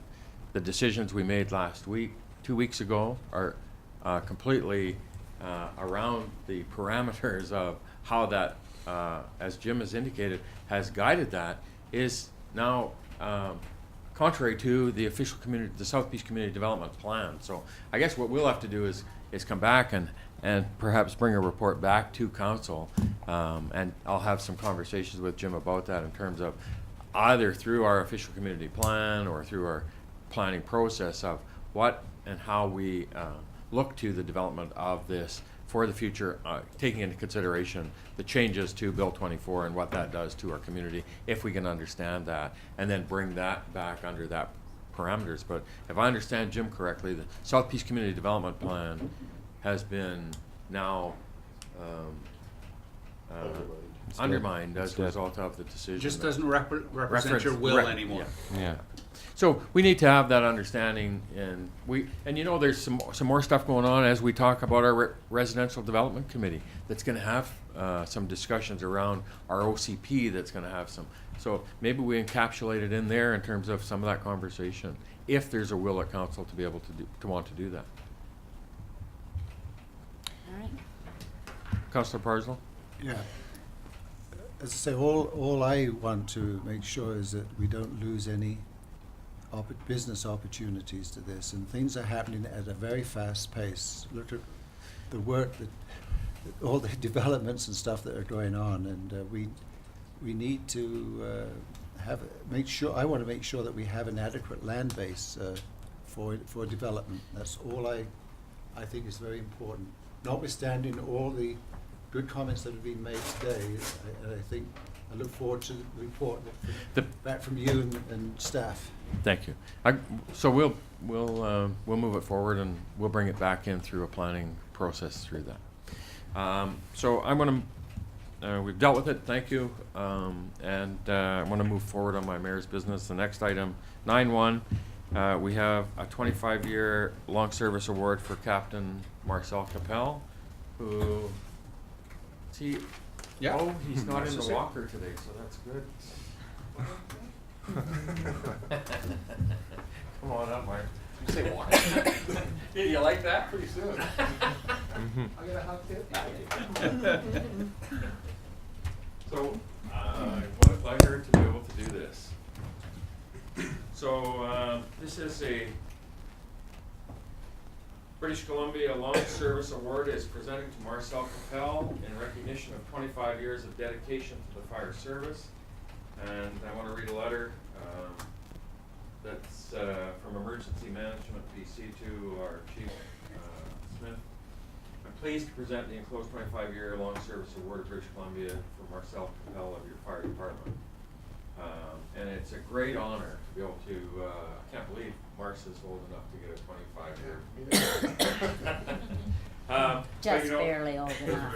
It's a symbol of the recognition to the safety of our community and the residents that these guys put in every day for making sure that we take public safety for almost, I think, sometimes too often for granted that when we have something bad happen, we pick up the phone and there's somebody answering that phone that's serious at the other end of the line to come and make sure our babies are safe. And that's what it should be. That's worth another hug.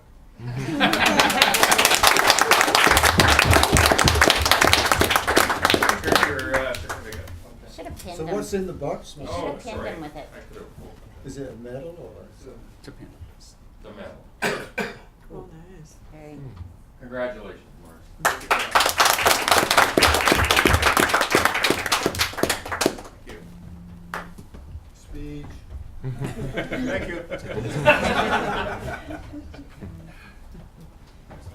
And appropriately enough, the next item on my agenda is the fire truck dedication. It says the fire truck pull, but it's the dedication of having the new unit, new fire truck arrive, and we provided and participated in the celebratory event of when the truck arrives, we wash out the wheel wells, and everybody participates in pushing the old truck out of the hall and pushing the new one in. And you know, 20 years, I think 20-some years since we got the old truck, and what a great event to be able to participate in for the community, to have that new piece of equipment into our community.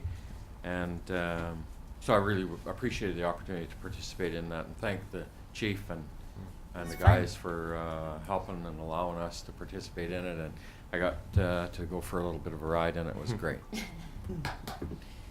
I was requested. I had a request from the seniors group about last week to come, and I had an hour engagement with the local seniors group at the aquatic center, Kenborg Aquatic Center, and just they do their weekly swim, and asked me to come and spend an hour answering questions, talking about what we're doing in the community and city. And I really appreciate Faye Cleese, as the president of the society, asking me to come, and had a great hour and a half with the staff and the seniors, just answering and talking about some of the issues and concerns they have. And then coincidentally, the seniors advocate, Isabel Mackenzie? Mackenzie was in town last week, and she hosted the seniors from across the community and the Seniors Association and senior groups at the Aquatic Center, and they had a great attendance. In fact, she said it was as good as probably the strongest they've had across the north, and she was really pleased about the response she got and dealing with some of the issues and concerns of seniors in our community. And I spent an hour with her after the meeting, and got to talk about some of those common issues that she's dealing with, and how and what we're doing as a community, and what are some of those key issues. And so it was very helpful, very worthwhile, and really appreciate the opportunity to meet her. We had a South Peace Economic Development Committee meeting last week, and Councillor Kenny's been leading the charge on the downtown facade improvement project in conjunction with Northern Development Initiative Trust. And I put it on here, but I wondered, Sue, if you wanted to update the council and community on... Did you say the South Peace Economic Development Commission? Oh, sorry. So I'll talk about that after. The Dawson Creek Advisory. The Dawson Creek Economic Development Advisory Committee. You had me confused. The Dawson Creek Economic Development Committee. Yes, we had 9 applications actually for the downtown facade program. And so the application is, or the Northern Development Trust Fund allowed $20,000 for this project, and $20,000 was fully subscribed for the businesses. We have some good projects that are going to be moving forward in the downtown core. I still haven't talked to 2 of the businesses, so I really don't want to say who they are, but they were pretty excited having that bit of money to put towards their cleaning up their fronts and their buildings. And so we are going to see a bit of a change downtown this year, and hopefully it'll take off, and we'll be able to apply next year and see some more changes downtown. Well, I really appreciate the energy that Councillor Kenny's put into this project or process to really, as she's indicated, encourage the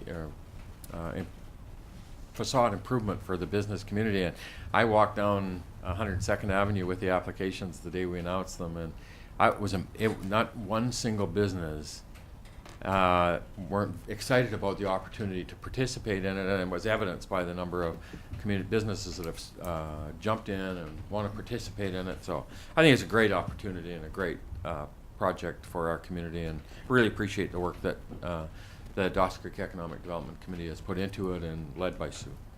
Thank you. On Father's Day, I'm going to emphasize Father's Day.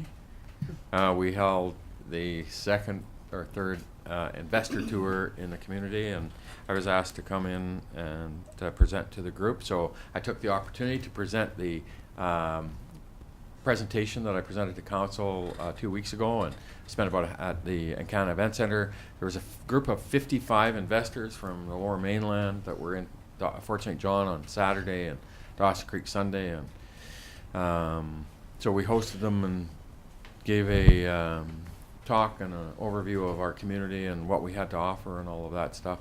Now, Councillor Schumann had raised it with me, and it's being the organization of this, I'm not sure how it kind of gets going, but Councillor Wilbur's been very active in it. But I want to make sure in the next ones that we put some advance out to council so that all of you can be aware of and involved in if you choose to participate in them, because I got the note that they wanted me to come in from my One Island Lake Fishing Derby on Father's Day weekend on Sunday. And so when I committed to saying I would do it, was before I realized that it was Father's Day, and I was out at the lake with my babies. But anyway, it was a really good tour. We gave them a tour of the Encana Event Center, the whole multiplex, the aquatic center, the Lakota Riding Center, and they were blown away by the facility that is for a community of our size, and really impressed with the overall community. They went on a tour for about an hour afterwards and stopped at Alaska Highway House.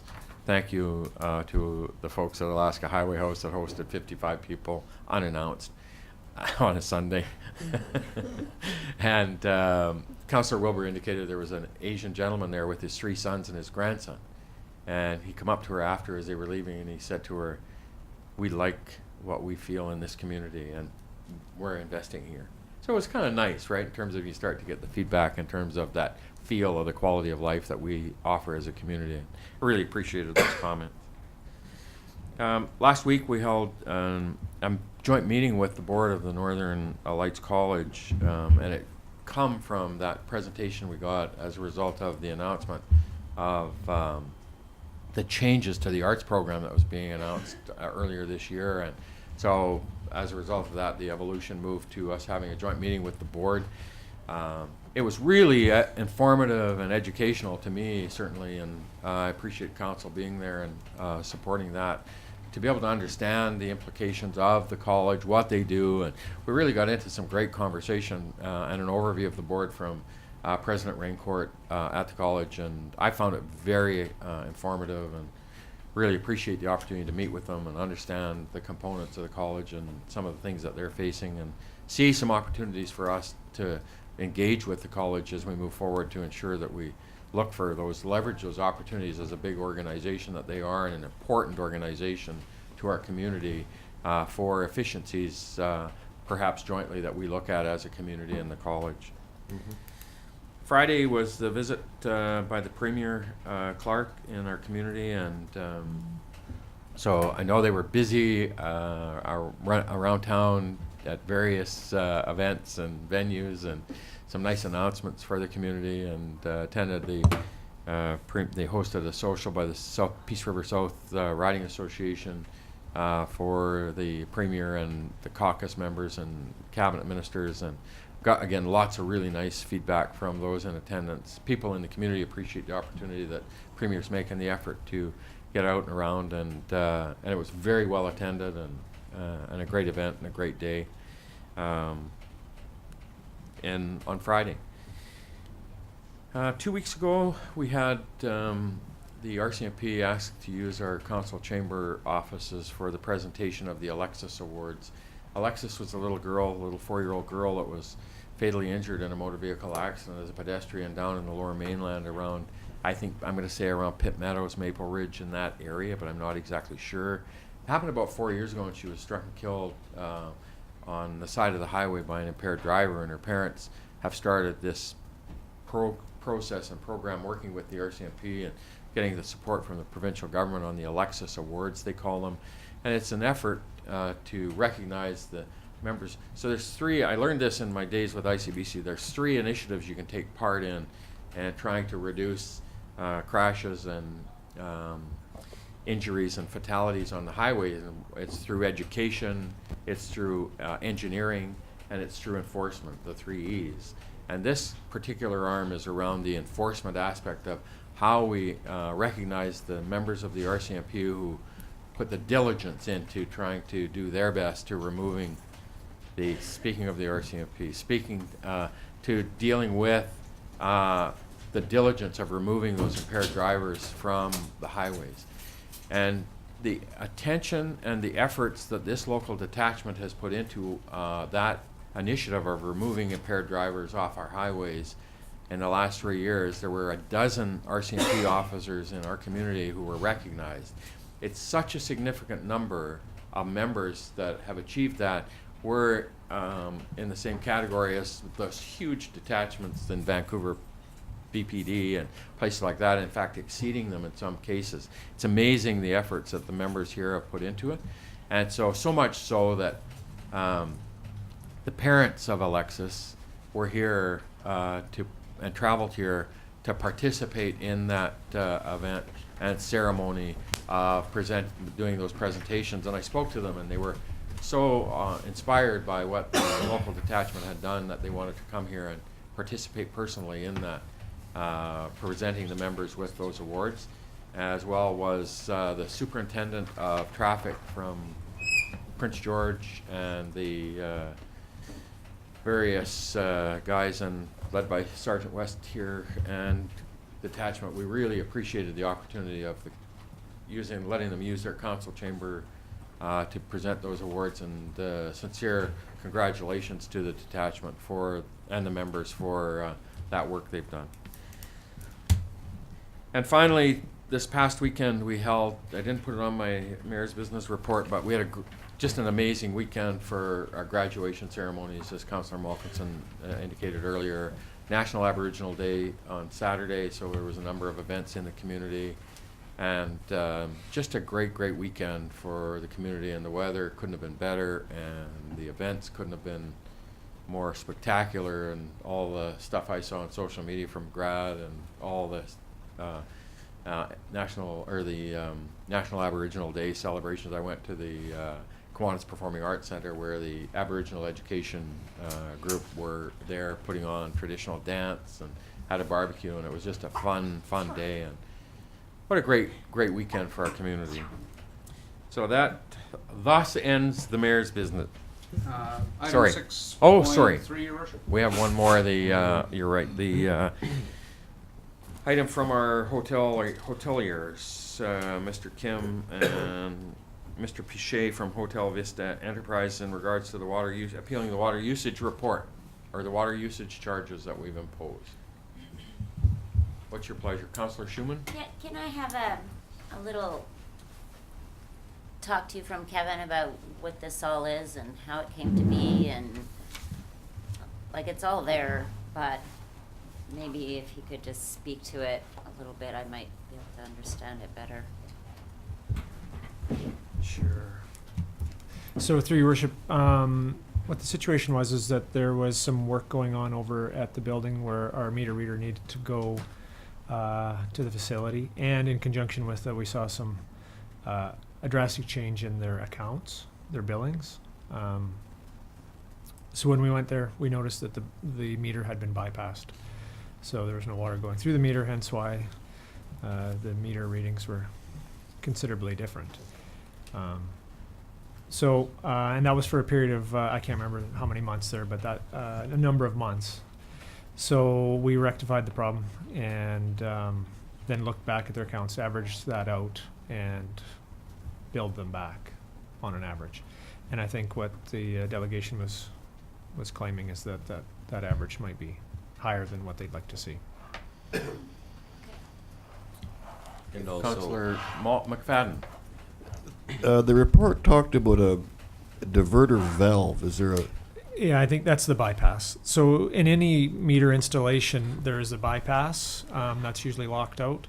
And what that is just enables if you need to remove the meter for a period of time for repairs, water can still go through to the system in an emergency situation. And it's just a hand valve. I think I have something in this. There's a little lead Yes, tag or lock or that's or correct. tamper. I guess that's a tamper thing. Yeah, it's I shouldn't locked touch out. that. I shouldn't touch That's that. correct. Or you're gonna get A $500 fine. Councillor it. Malkinson. You will be fine. but also another concern with the delegation, Your Worship, was that they had felt that they had sort of denied any association with the tampering. They said that their employees didn't go in there, that they weren't responsible if it was tampered with. Is that I'm not certain that anything on our part can be done about that. Homeowners are people that are the owners of a property are supposed to be responsible for their valves. Isn't that right? No matter- Through your worship, your bylaw says it's the property owner that is responsible for that. The alternative would be the presumption that it was someone else, and then we would have to, I don't know, catch them in the act or something. So your bylaw just says it's your property, it's your responsibility not to have that diverter valve engaged unless it's a repair situation. Yeah. Okay. So before I go to a motion, when I read the analogy to rooms sold to charges, so if you, on the report of March and April, there was 560, 2013, there was 560 and 430 rooms respectively for that 2-month period, and there was $2,273 in water charges. Then September, October, there was 480 and 430, so it's a difference of about 80 rooms over that 2-month period rented, and the water usage was 800, or the water billed was 800. So there's a difference of $1,400 less that was billed because somebody forgot to turn the diverter back on. So I'll offering an opinion at this point. Councillor Parsel. Yeah. Well, the only people who would do the repair on the meter would be staff authorized by city staff, correct? Certified plumber. So Certified plumber. yeah, but so under your direction, not the homeowners. the property owners in this case. So well, that's right. Is that somebody, whether it was a plumber or not, obviously had isolated that meter and turned that off. So whether it was a plumber or not. The impression I have, I think of a situation council faced with somebody whose toilet in the basement of their business property was running all the time. Mm-hmm. They're responsible for that. I don't see any reason to vary the action of staff in sending this bill and expecting payment for it. If we do that, we're opening, as council might from time to time, but opening a can of worms that we don't want to happen. So I would like to move that we support action taken by staff, if that's an appropriate motion. Thank you. Seconded, Councillor McFadden. Jim? So, not to express in any way an opinion about whether council should be able to open a can of worms, but this is the same situation you deal with over and over and over again. Someone will pay for this because the system is designed, as you know, to marginally break even and provide you some reserve for work. So the water utility doesn't have a bunch of bags of money sitting. You'd be building a pipeline to the piece if you had a bunch of bags of money sitting around. So the question is, are the hotel owners going to pay this, or are the other users going to pay it? There's no option for some magical fairy to pay for this. It's either everyone else in town pays for it or they pay for it. You just have to look. Our reading of the bylaw and the requirements of an owner is that they should pay for it rather than we should spread it around to widows on fixed incomes. It's up to you guys. We install water meters to ensure that we have a fair process and mechanism for people to pay for the fair usage of the consumption of the water. And when people, however that happens, choose or inadvertently don't have a fair representation, from my perspective, my 82-year-old mother-in-law who lives in her family home 2 blocks from here, as Jim says, if we're not saying they're paying, she's paying. And for me, we put a process in place to ensure we have meters so we accurately reflect and capture the charges for it. And I'm completely in support of us saying accountability goes for all of us. I second that. Any further discussion on the motion? Welcome, Councillor Wilbur. Thank you. There's a lot of construction between here. All those It's all in good. It's all good. All those in favor? Opposed? It's carried. You know, I want to raise one more quick item, and it's just an information item. We're closing in on July 2nd, tax day, for all of our community, our residents, our business. Sometimes those accountability things go by us and we think, oh no, holy cream of wheat, I missed July 2nd, I forgot to pay my taxes. Please, the penalty in terms of not paying taxes is a 10% penalty, and don't do it inadvertently. We just want to raise the remembrance of July 2nd as a real cool day for everyone. Thank you. Done. Diary?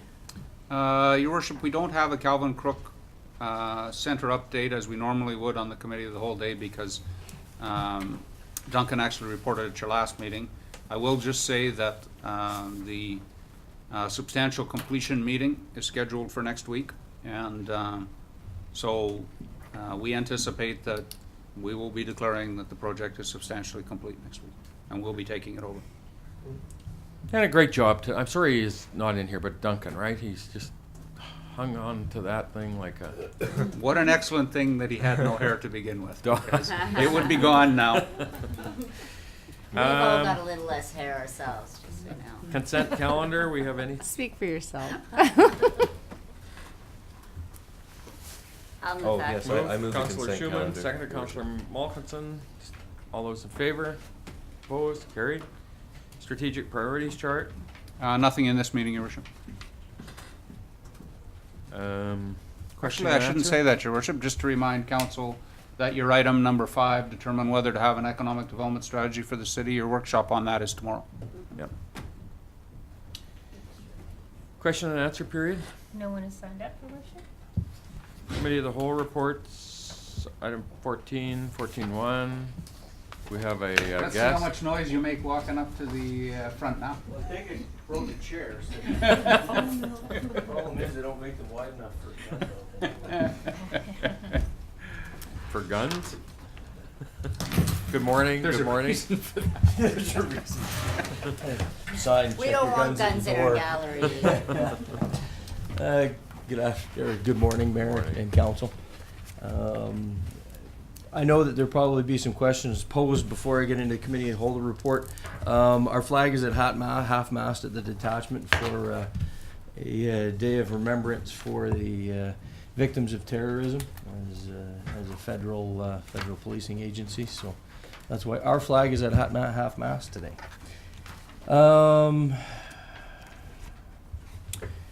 As a detachment as a whole, we were in the process of clearing one additional person for casual employment on the municipal employee side. I'm happy to report that came through favorably, and that particular individual is now embarking on the training regime, which includes the front counter and all the systems that we have in the office.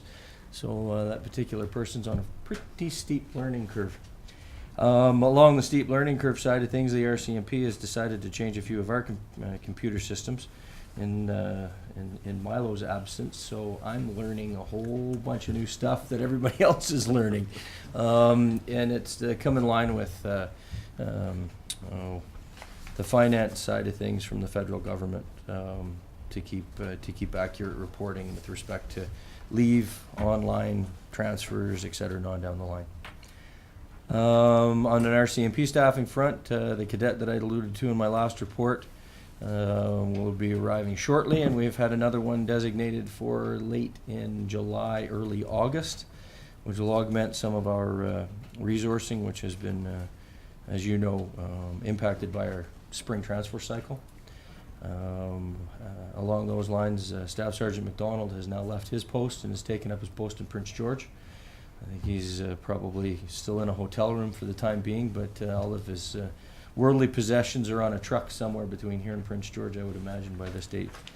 In a construction zone, according to Councillor Wilbur. There you go. It's all good. Stuck in a construction zone. With respect to that and the position at the detachment, I've assumed the detachment commander's role for the time being, with Corporal, actually Sergeant Mike Richard, taking over the operations NCO and probably in due course taking over the acting detachment commander's job. As I'm sure you're well aware, I've made the mayor and some councillors aware of the fact that I'm officially transferred to the village or the municipality of Sycamoose to take effect when my house sells. So at this juncture, we don't know what that timing is going to be, but the detachment will be in great hands with Sergeant Richard. He's been there for 10 years. He knows exactly what he's doing, and anything I'm doing right now, he knows exactly what I'm up to, what I'm doing, and the decisions I'm making, and the new things that I've learned, so that he's well prepared to carry the torch in the future. On the local crime front, we've noticed an increase in our thefts in the month of May, because I'm reporting on May. But the major thefts, such as the theft of vehicles or from vehicles, which we saw a major spike of in the summertime last year, has shown it to have reduced. Our motor vehicle collisions are down just slightly over the city and the rural areas that we police. And as the month of May, there was no fatal collisions. Unfortunately, my month of June report won't be as favorable with respect to that, as we've had 2 fatal collisions in the rural area of the area that we cover. We had one on the 21st, which hasn't even seen a media release yet. That's going to go out later today. Rural. Both of those investigations are single motor vehicle investigations. It being one vehicle was involved, and alcohol is investigated as a contributing factor in both cases. At this time, I guess I'd like to remind the constituents in Dawson Creek that with the warm summer months, we get into a little bit of revelry, but please seek a sober driver. If one overindulges, and don't use your cell phones when you're in the car. Our Peace Region traffic services have been out and they've been impacting that. They've been taking action with respect to people using their handheld devices in their vehicles, so if you have to use one, pull over. That phone call isn't worth your life. There was one suspicious death in May in the village of Pouce Coupe, which was investigated quite aggressively, and we'd managed to quickly determine that particular suspicious death was a suicide. So, I've included your statistics for the May in comparison to May 2013 on the report. I apologize for the tardiness of the report, which was due to get out to you on Wednesday or Thursday of last week. But unfortunately, Thursday afternoon was taken up with another tragic incident which occurred at a work site out in the Braden Road area. And my attendance was required there to oversee and to make sure that the investigation was carried out, as it involves WorkSafe BC and the federal regulators for the federal government. So that, in a nutshell, is the month of May. If you have any questions, I'd be more than prepared or happy to answer. Yes, Councillor Schumann. Good luck in Sycamoose. We'll miss you. I appreciate that. I do. Thanks. Councillor Parslow. 911 calls year to year can pass quite the spike. Is there any reasons for that? Any comments? I didn't get into the additional reports in depth, but what we do with the statistics there is basically give you a nutshell of some of our indicators. Some of our other files may have gone up. With respect to that, our actual 911 calls went up quite substantially. So we're fielding more calls and attending more calls of service. They just might not fall into this category. It may fall into somebody wanting to advice on a civil thing, or thinking it's a theft when actually they've entered into a contract and it's a civil agreement that should be administered in the civil courts. There are other files that aren't indicated in the I'll call it the synopsis of the major crime index types that impact the local constituents. So we might be seeing a spike somewhere else which wouldn't be captured in one of these larger caveats or larger umbrella statistics. So my apologies. Any other questions? So, Jim? Just want to say that as a nice little going away from present for Sergeant West, Council had directed that Sergeant West and the fire department get a hold of Connie Patterson in a timely fashion to talk about the regulations around the beer garden for this year, and I understand that's taken place, so he can take that fond memory with him to Sycamore. Oddly enough, I received a call from Connie this morning, and we have a meeting set for the 25th, Wednesday of this week, with Lori Barrett, the liquor inspector from Fort St. John, and the RCMP. And as I knew that I'd meet my compatriot here at the meeting, I was going to mention that to him at this time. So. Good. Yeah, and we want to make sure we have that. He's looking excited also. That we want to make sure we have that. He gets to delegate that one down. I'm not going to do that though. Resolved and in place for our exhibition and rodeo that's coming fast approaching us. So and we envision, based on the expectations from last year, that we'll have little or no difficulties with respect to that. So I want to just update council on one thing as it triggered me to the report from Sergeant Weston.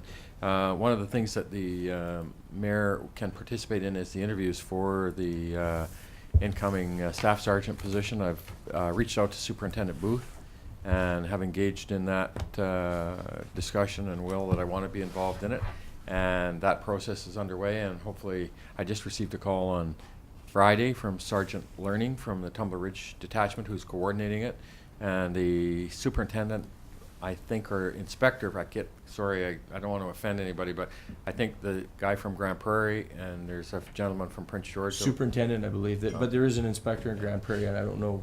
So there will be, I'll be part of that panel, and we're just coordinating calendars to hopefully have that done in the next couple of weeks. There's one internal candidate that's a lateral position, and so that'll be, I'll be part of that panel on behalf of council and the community, ensuring that we recognize and emphasize the desire for this detachment. This community has had exceptional leadership, and so we want to make sure that we participate in that process as fully as possible, representing that will from council, and I'll be doing that in the next couple of weeks. And I just got that call on Friday. And I want to also extend our appreciation on behalf of the city and council and myself to Sergeant West, and wish him all the best, and really appreciate the dedication, service, and leadership that you've provided to the detachment here. And it's a strong detachment right now, my sense, from the evidence of this information and what we observe and results and things that happen in our community as a result of the leadership. And to lose Milo and yourself now is a huge blow to the leadership of this organization, in my view, and our detachment. So we really wish you the best, and sorry to see you leave. I appreciate your kind words there, I do. It's one that comes down to an opportunity that it doesn't come up very often. And I'd like to go on record in saying that I was here longer than Milo was. just saying. If he was in the room, he'd laugh anyway. So. We also want to thank Scotty for the way he involved himself in the community. I do take his point that Sergeant Richard is a very capable fellow, but he's not a referee, and I don't know where we're going to find another referee. No, that's, yeah. So we look forward to seeing you over the next however long it is until you're moving on. But again, we really wish you all the best. Thank you very much. I appreciate your kind words. Thanks. Any other questions? I think that's got him. No. Thank you. Okay. Thank you. Next up, we have 14.2. We have a report from the fire chief. Good morning.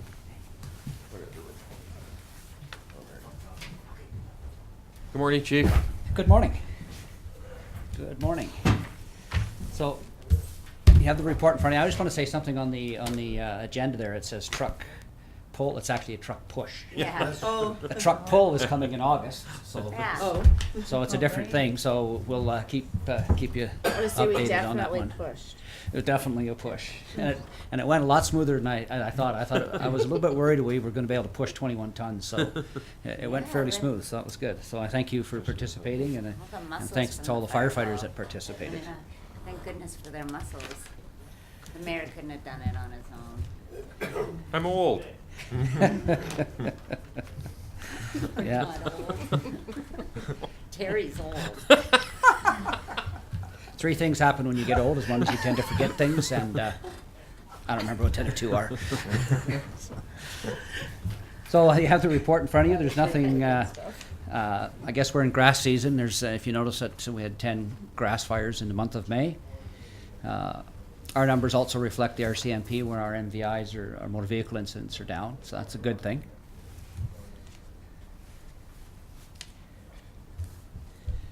I just want to make note on here is that the firefighters did a wonderful job again in May. They held their annual poker night. Just over $36,000 they raised for the BC Professional Firefighters Burn Fund.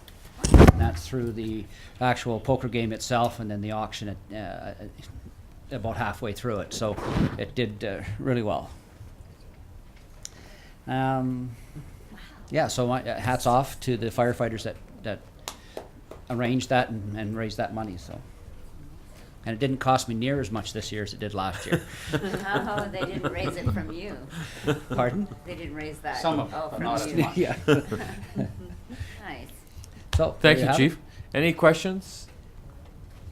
Councillor Parslow? Hazardous material, what was it? The hazardous materials, that can be anything from a diesel spill to Oh, yeah. that particular one. I believe there was a condensate truck that hit the ditch. There was no leaks or anything like that. So In a vehicle fire, you had 3 vehicle fires. One was in a rural area near, within the 5 miles that I saw.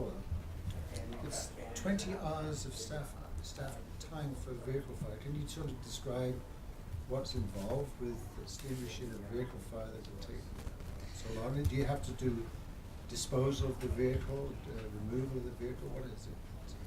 no, we don't remove the vehicles at any given time, because when we respond to a fire, it doesn't matter what fire it is. It's considered a crime scene until proven otherwise. So especially with motor vehicle incidents, whether it be a fire or an accident, it's a crime scene until the police basically say it's not. And we work in conjunction with them. I mean, they don't just walk in and take over. They let us do our thing, and then you go from there. But once we're done with it, it's up to the vehicle owner or the ICBC, depending on who owns the vehicle at the time, to dispose of the vehicle and get rid of it. But lots of times the reason why the time is a bit more is because a lot of these fires are outside the city. They're more in the rural area, so it takes us longer to get there. So that's one of the reasons. And the other thing, and I'm not sure, to me, I know it used to be very prevalent, was the whole aspect now of vehicle construction with airbags and all that stuff. You got to be really, you got to, there's a timeline frame in there. You got to stay away from them for a long time because of the potential for explosions and all that stuff, the airbags exploding and things like that. And I know it was a big issue as these new technologies are coming into vehicle construction. It changes how you can approach Yes, that's it. absolutely. I mean, there's a couple of cases in the States where firefighters have been killed because they've put their head inside the vehicle and the airbag is deployed, and they deploy with a lot of force. And we have tools that help us with that kind of stuff, but you're absolutely right. And now, side airbags, and they're like, the technology of vehicle construction really has changed over the years in terms of the implications for our emergency response people. Yes.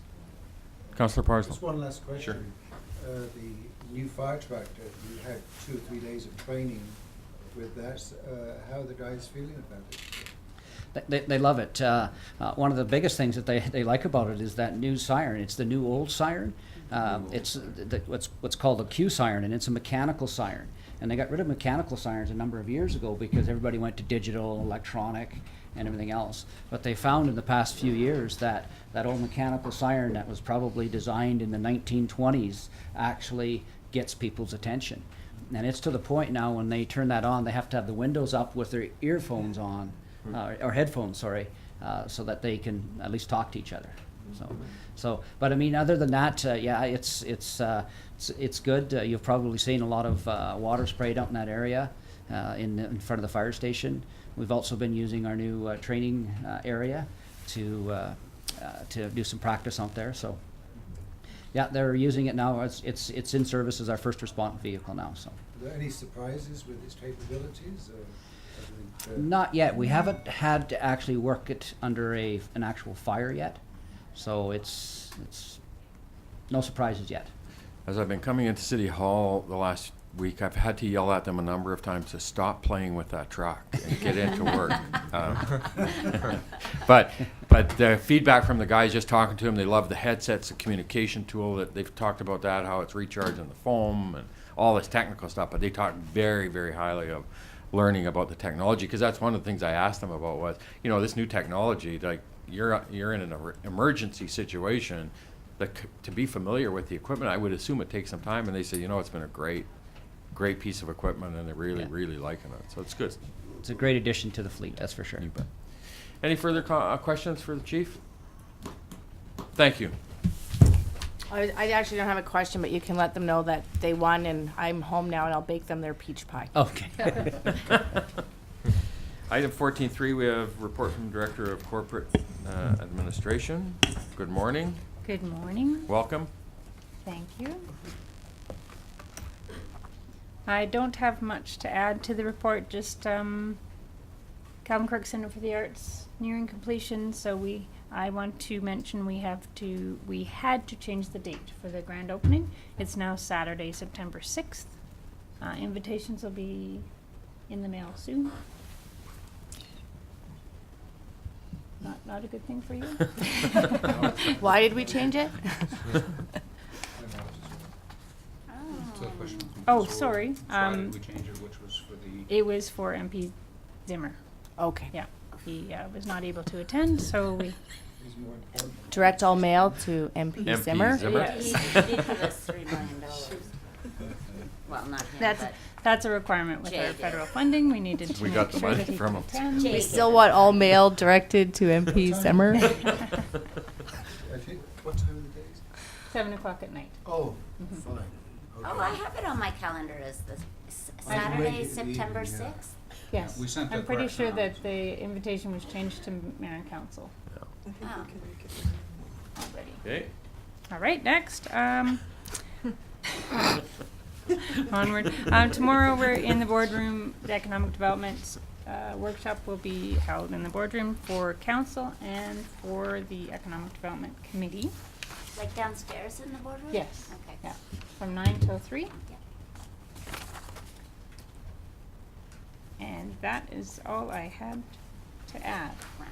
Thank you. You should, Any you questions? should mention the city team and Okay. Oh, yeah. toot your own horn. Yes, we did well. The city participated in the Relay for Life, over $1,800 at this point. It was lots of fun. Long day, right, Councillor Schumann? Yes, but I hung in there and won the barbecue at the end, so that made me super happy. Oh, I don't think you're Schumann allowed put it to win together things. yesterday, and he is loving barbecue. And the community has raised nearly $60,000, Yeah. which Yeah. is just amazing. Unbelievable. And there were lots of fun events throughout the day. I should mention Julie and I took part in one of the fun events, which was a 3-legged race against her son, which is not a good idea. We came out alive. They had a big crash. Crash and burn. Thank you. Any questions for Brenda? One thing so the mayor was spending a exhilarating Friday evening reviewing bylaws, policy. And I just wanted to raise it for council because I talked to Jim about it. With the change in the Election Act, and we go from 3 to 4 years, there's a number of our policies that are reflective in terms of 3-year components. So, and we do have a policy that we review our policies annually at the beginning of the year, but I just mentioned it to Jim that there's some components around there that are going to require us to do some advance work just to make sure we're prepared for that, so. We also, Councillor Malkinson?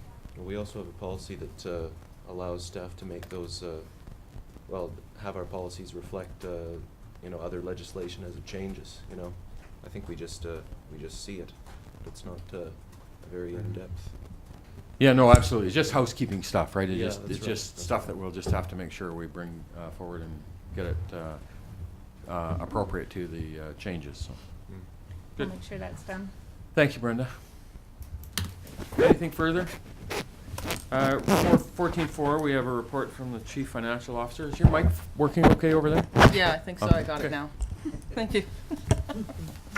She's just playing with it to make the funny little sound. I'm just coming off a week's holiday, so I'm a little bit relaxed. So Yay. Just chilling over there? just for a little bit, right? Gearing up. Yeah, you got about another hour. Yes. Exactly. So thank you, Your Worship. You have the report in front of you, and it's basically just capping the first 6 months. So we're just finishing up the second quarter. We've taken care of the reporting requirements for last year, and we've made some plans, and now it's time to just put them into action. And lots of that has already occurred with tenders going out and awards going out. So now it's just getting that going. There's just one thing I'm going to talk about. You spoke to it a little bit, tax collection. July 2nd is the day. Please, everybody, come in and pay your taxes. Go to your bank. Give us a post-dated check. We've got a report at June 20th, and we're about 44% collected. And that's right on target with last year. There's no indicators that are giving us any kind of concern. We've increased the online homeowner grant applications, which is great. New technology, people are taking advantage of it. Another 320 of those have been online. We only have about 9 tax deferments, which is great. It's not a good thing to do, to keep deferring your taxes and not paying it, because it costs you money. So that's a good indicator. And basically, we have lots of ways that people can come in. So come in and pay your taxes.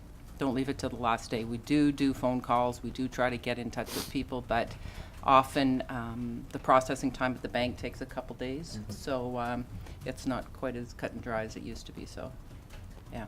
Anyway, that's all I have to say. Thank you, Shelley. Any questions? Welcome back. Thanks. 14.5, we have a report from our Director of Infrastructure Sustainable Development. Morning, Kevin. Good morning. Welcome. Welcome. Thank you.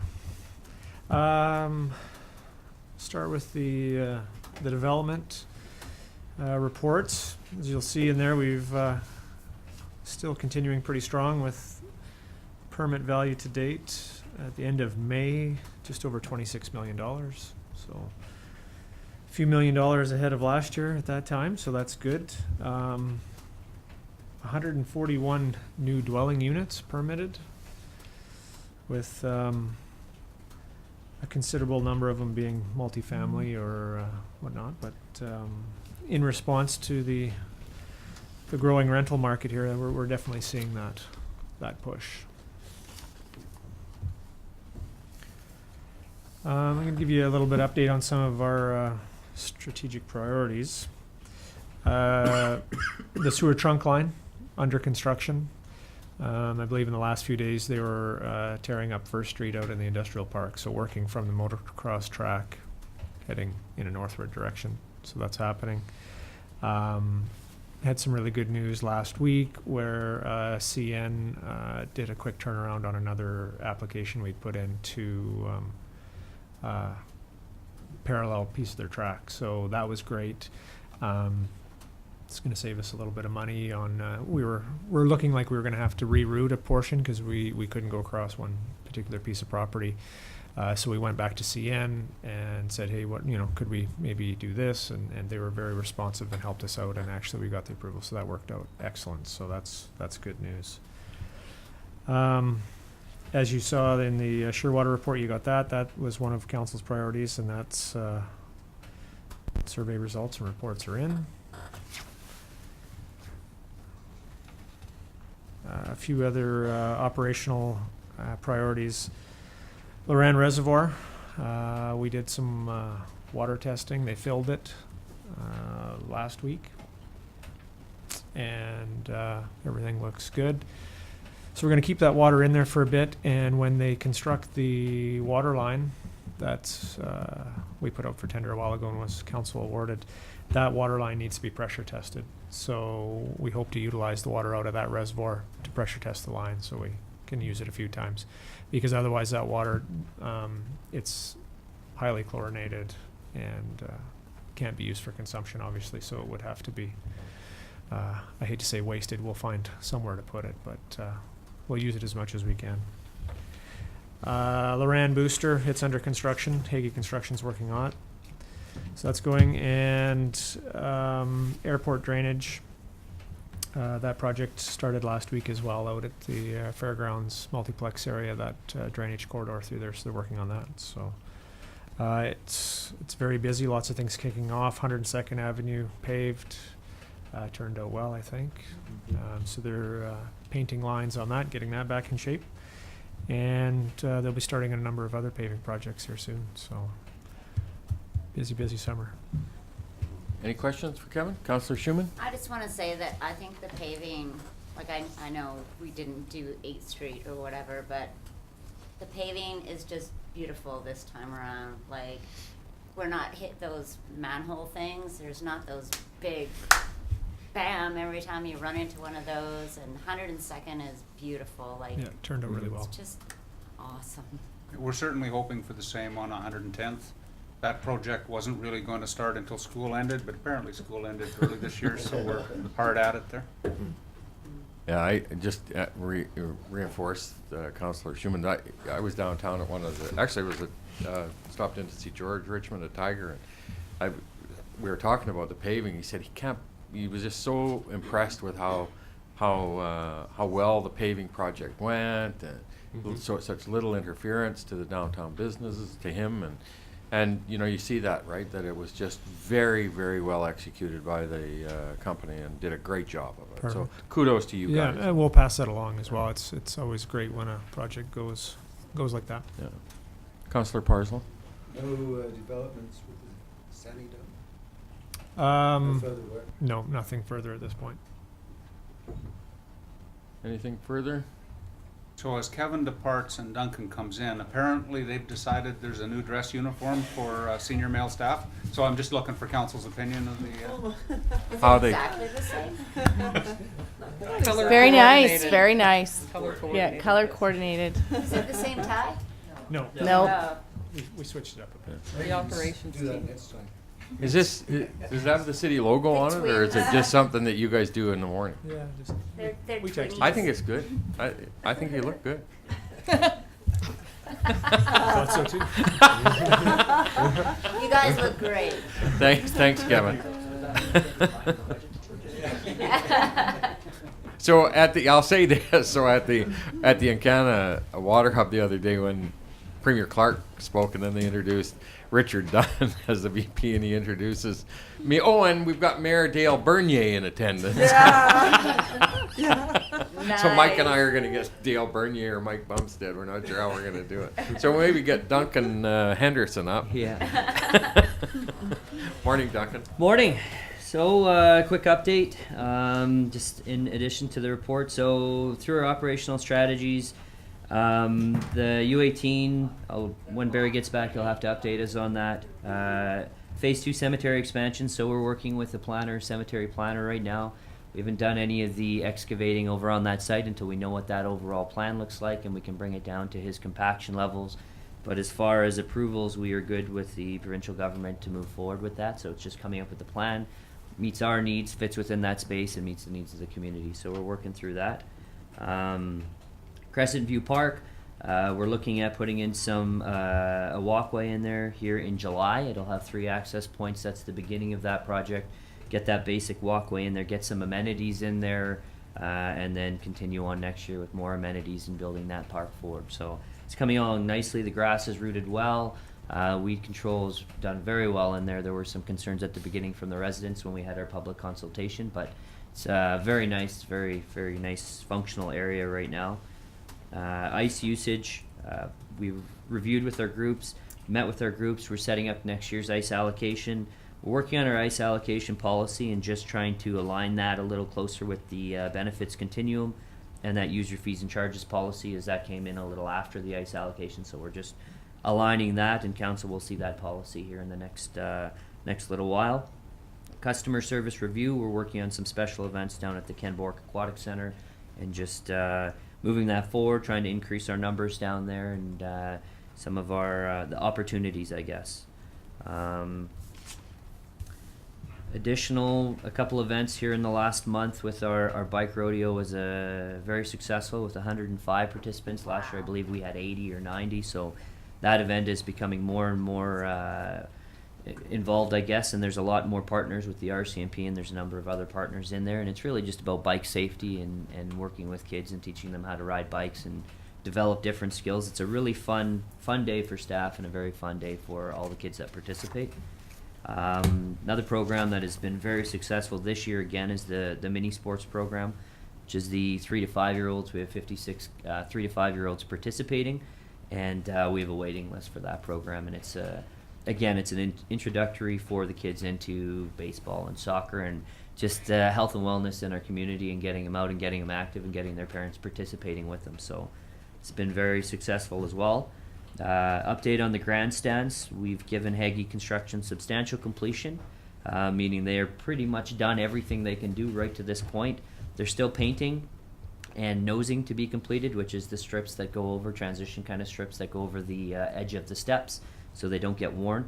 The painting, we're going to wait until that pressure-treated wood is dried a little more. If we apply paint now, it's just going to peel off within a year. So talk to the Exhibition Association, and if it didn't get painted before the Fall Fair, they would be okay with that, with the trade-off being the paint's going to last a lot longer when we do apply it. So we will try to do it before the grandstands, but that'll all depend on the moisture in that wood at that time when we gauge it. We're also fixing some of the asphalt in the vomitorium, so the ramps that lead up to there, because of some of the changes we made, need to level that out. But in the end, it will be ready for the Fall Fair, and the Exhibition Association is happy for the changes, and they're happy with the construction there, and they feel it's ready to go for the Fall Fair. So good there. And the last one I will update is just the sign out here at City Hall. It's been out there for a while, and we're working on it. The contractor has struggled to find some trades here in Dawson Creek, so we've helped them out and set them up with our electrician, and that should be completed very shortly. That'll allow our staff here at City Hall to program that sign wirelessly from City Hall and change the message as needed. Thanks. It looks really good. Yeah, it's The a sign's very nice. nice design. We'll get it working here, and it'll be great. Thanks, Duncan. Any questions?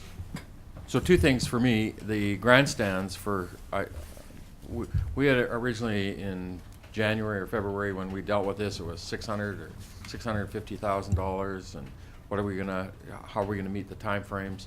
So not only did these guys deliver on that in terms of getting it done, but they get it done in a method with an improved technique with the J channel or Q decking. Q decking that allows us for certainty in the future that we never have to deal with the deterioration of the wood, because we just replace the plywood decking now rather than having to worry about it completely collapsing. We didn't have it painted with the old glue lamp by changing this design technique, so we get it painted and it's completed and it's done for less money than we had anticipated costing, right? In terms of and a grant as well. And we got the grant. So, to me, it's just an amazing accomplishment for our community to be able to have that done. And hats off to Duncan and Hagee and everybody that participated in getting it done for us. Such a significant event. So good job. Thank you. And the other thing I just want to raise really quickly, and I just, do we have, along 17th Street when we put the new sidewalks in a number of years ago, I got a question when I was at the seniors, and sorry, it just triggered me, was the Heritage Heights and along that 17th Street, was there ever designed to have benches along there at all for the seniors who walk along there, or was that even or do we do that? Actually, it was raised to me as a question that they said there's so many people walking along there, and it would be so nice if we had a bench along there, along the sidewalks for them when they're walking along 17th Street. And I didn't know the answer, and so I just thought of it when. I'm not aware of benches being installed in there, but I can follow We'll follow up with it up Darcy. outside, Darcy sure. will know. Like I said, but just hit me, so thanks. Any questions for Duncan? Anything further?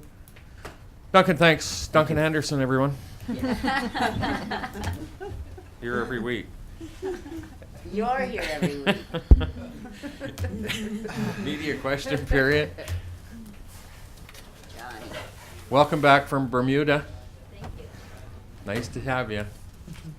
Where's your Johnny, sorry, did you have a question? Yeah, with the rezoning at the Aloha Motel, did you pass a rezoning there, or is this going to some sort of other reading? Just giving it first and second reading, and then it goes to a public hearing. Sorry, one sec, my recorder's full. I've got two more. So in terms of Surewater, it seems like at this point everybody is kind of unsure where that goes next. Did you sort of touch on that in your discussion? But I guess anyone can answer this. What's the next step for Surewater once you consider the feedback of the public engagement you did? So we've just now received the report as a result of closing off the survey process, the feedback that we received. Administration have now provided us with the report from the consultants on the analysis of that. We got a ton of material from comments from the community, and now I think it's council's received that report for information, and now it's up to us to take that analysis and that report and information and work it through, and we'll bring it back through to council in September. Sorry? Oh, go ahead. Go ahead, Councillor I Malkin. believe the term that was used last year was digesting, you know. We received the report 2 days, well, I believe just on Friday. You know, we'll be able to consider it and its outcomes and discuss it in its entirety at a future committee of the whole meeting, and use that feedback to guide our actions going ahead. And do you think there will be a substantive decision about the future of the city's water supply before the next election? Or? Honestly, that's how long is a piece of string, right? You just kind of gotta do the analysis on it, and council will have to have that conversation and discussion. And that'll be what'll kind of, I think, get us to the next steps. It's really to say and presume what direction we're going to take is it's just too early in terms of just having that information. And then in terms of the app at the city, did you approve that today? You approved going forward with Yeah. the Recollect? Yeah. When is that going to be available for people to download? I can get back to you on that one. Okay. I'll have to check with Julie. Probably within the next couple months. I would assume so. Yeah, okay. Before the snow fly. That should do it for me, I think. Thank Could you. well be snow in July. Come on, this is Dawson Creek. There's no snow in July. Jim, not this July. It's gonna be. Thank you, media. Appreciate it. Always nice to see you. And now we are going to recess to close. So we'll take a Councillor Malkinson, Councillor Wilbur. All in favor, opposed, and we'll take a 10-minute break. Sorry, you guys. It just our open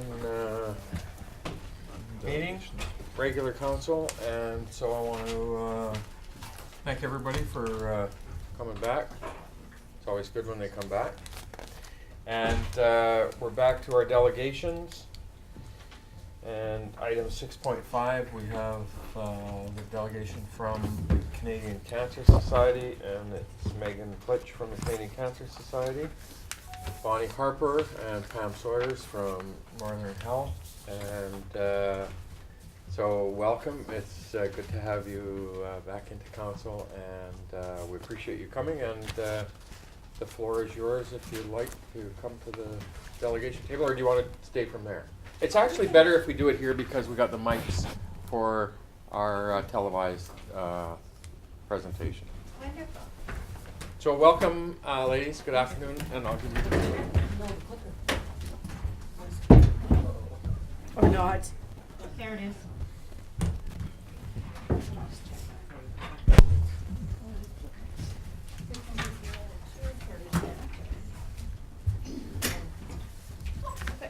I think if you're speaking at a mic, you would make sense.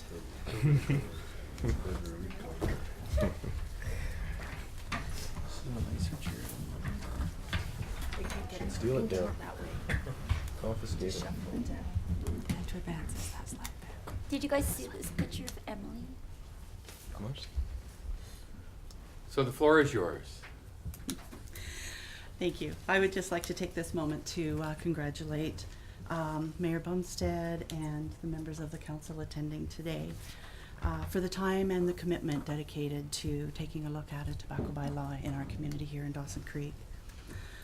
I'd also like to introduce Pam as the Tobacco Enforcement Officer with Northern Health. Myself is Population Health Tobacco Reduction Coordinator with Northern Health, and Megan Klitsch, who is a Population Coordinator with the Canadian Cancer Society, BC and Yukon.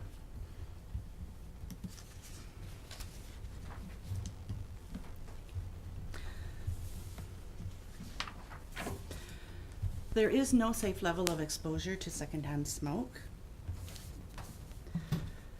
Tobacco use is the #1 preventable cause of death and disease, and it's the only legal product that kills 1 out of every 2 people who use it directly as intended. And it's one product that, with the information, the research, and the evidence that we have at this day, would never have been made a legal product on our market. Children experience greater impacts from secondhand smoke due to their developing immune systems and respiratory systems. And secondhand smoke is something that children inhale much deeper and much more rapidly due to their size and their breathing systems. 50% more of our children are likely to suffer lung and breathing problems and increased risk of developing asthma, not to mention the environmental smoke and the concerns around the third-hand stream smoke that takes place when the stream of smoke lands on furniture and different types of items that the children are exposed to through their everyday use. Secondhand smoke is extremely toxic, and there is no safe level, as we're indicating on the slide. It contains some 7,000 chemicals, as the latest release from the Surgeon General's report, and it's known to have cancer-causing carcinogens. In addition to cancer, secondhand smoke causes damage to the respiratory system immediately after exposure and can lead to heart attacks and stroke. A person near an outdoor smoker can breathe in much more smoke in a higher concentrate than normal background or air pollution that we experience in the existing air. So it has a much higher risk and rate than our own index for air systems.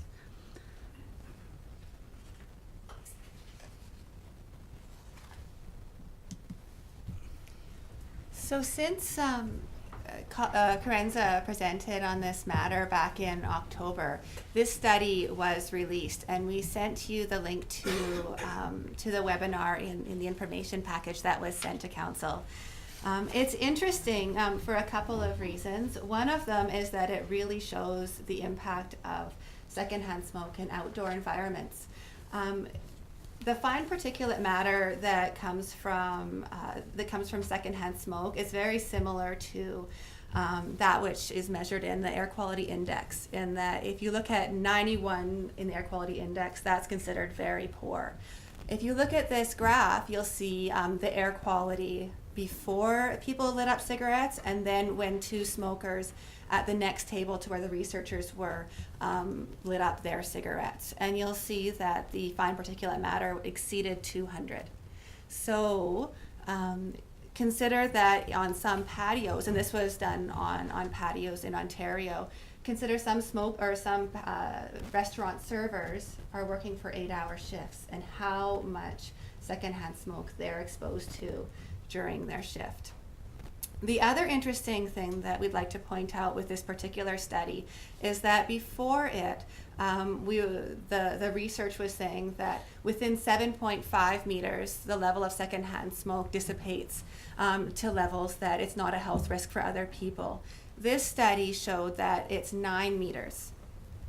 So when you're considering later how large a buffer zone you would like to make from windows and doors, air intakes, and if you do decide to consider parks and other areas in your smoke-free bylaw, this study is showing that within after 9 meters, the health hazard is not significant, but within 9 meters, there's a significant level. May I ask a question? Yes, please. Is it a reasonable inference to say that a covered courtyard, it would be even more dramatic? Yeah, so outdoor secondhand smoke levels are very similar to indoor. It just dissipates faster. And so if it's a covered courtyard, it won't dissipate as quickly as if it was open air. So yes. So this was uncovered? But this was uncovered. Yeah. So So some of the courtyards we have in this community are even worse than this. Yeah, correct. Because they're covered. Yeah. And back to you, Bonnie. Thank you.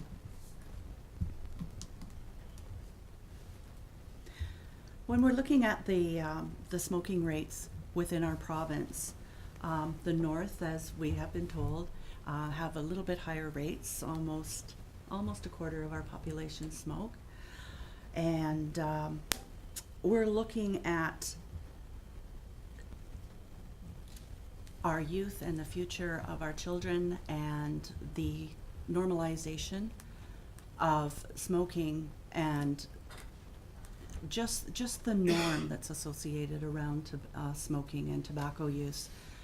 It's becoming denormalized, but we still have some work to do in the north to bring it up to a safe and healthy environment for our children to be active and involved in their communities with. One of the most effective ways to keep children and youth from starting to use tobacco is to provide them with tobacco-free environments. And there are many positive effects of tobacco bylaws, and these bylaws really do impact the different sports areas and the arenas and the attention that people pay around protecting their children from secondhand smoke and the dangers of that. We have leading research that indicates that people who are experienced to smoke-free environments tend to smoke less, and many have decided to quit smoking as a result of it.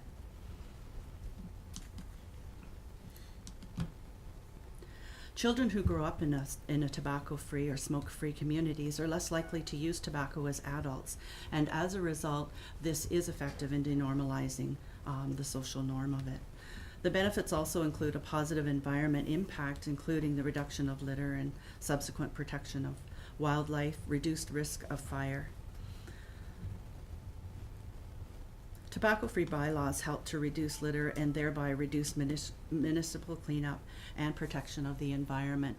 The bylaw also gives people a speaking point at which to make a reference.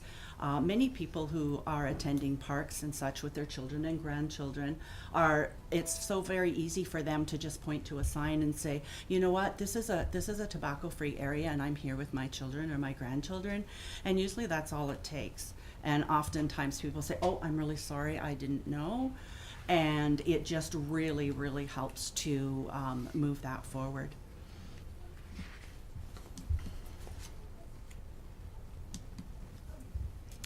And a little bit closer to home, our organization received a call. This is a quote from the Vancouver municipality, one of the organizations for their activities. From a dad in Vancouver who had recently quit smoking, and he wanted to say thank you to the municipality because he was no longer tempted to smoke while he was jogging on pathways leading through the community. This is just some very positive feedback from people that have encountered and appreciate the use of the bylaws being in place. So he was cutting down his smoking during jogging. He was less tempted by passing people that were smoking. Oh, I see. Yeah, so he didn't have that So trigger. I was thinking smoking and jogging. Great ones. At the same time, that's And as quickly as you made that analogy, Cheryl, he made the analogy that what he didn't see was something that was very supportive to him. An evaluation from the town of Bridgewater, Nova Scotia, found the majority of tobacco users who knew about the bylaw and used recreational spaces complied with the bylaw. They also found that more than 1 in 10 residents who were currently smoking were trying to quit as a result of the bylaw.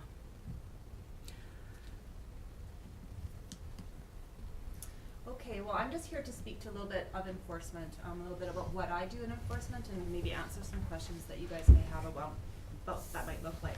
So I'm part-time enforcement. I work 2.5 days a week for Northern Health, and I cover Dawson Creek, Fort St. John, Chetwynd, Tumbler, all the way up to Fort Nelson. So I do a lot of travel, just to kind of give you an idea what my scope is and some of my time. I found that the educational word of mouth works really well. I have ticketed a couple stores in the community for selling to minors. My minors go back into the stores, other stores, well, we can't sell to you, we get a ticket. So it's really that educational approach, word of mouth, that really gets around fast. I don't have to be always in the community. I don't have to be there all the time. They're self-policing.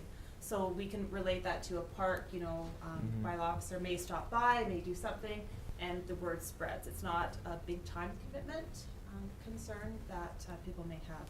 Peer enforcement, Bonnie spoke to that. Being able to feel empowered by a grandma or a parent and say, you know what, it's smoke free.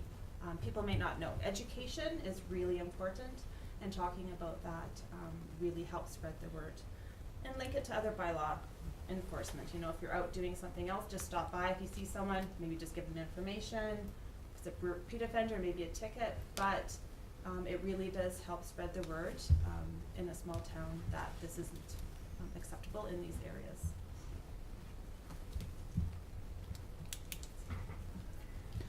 I just wanted to add one point about how effective the idea of people who have quit smoking enforcing areas just naturally around where they're visiting and where they're attending with their children.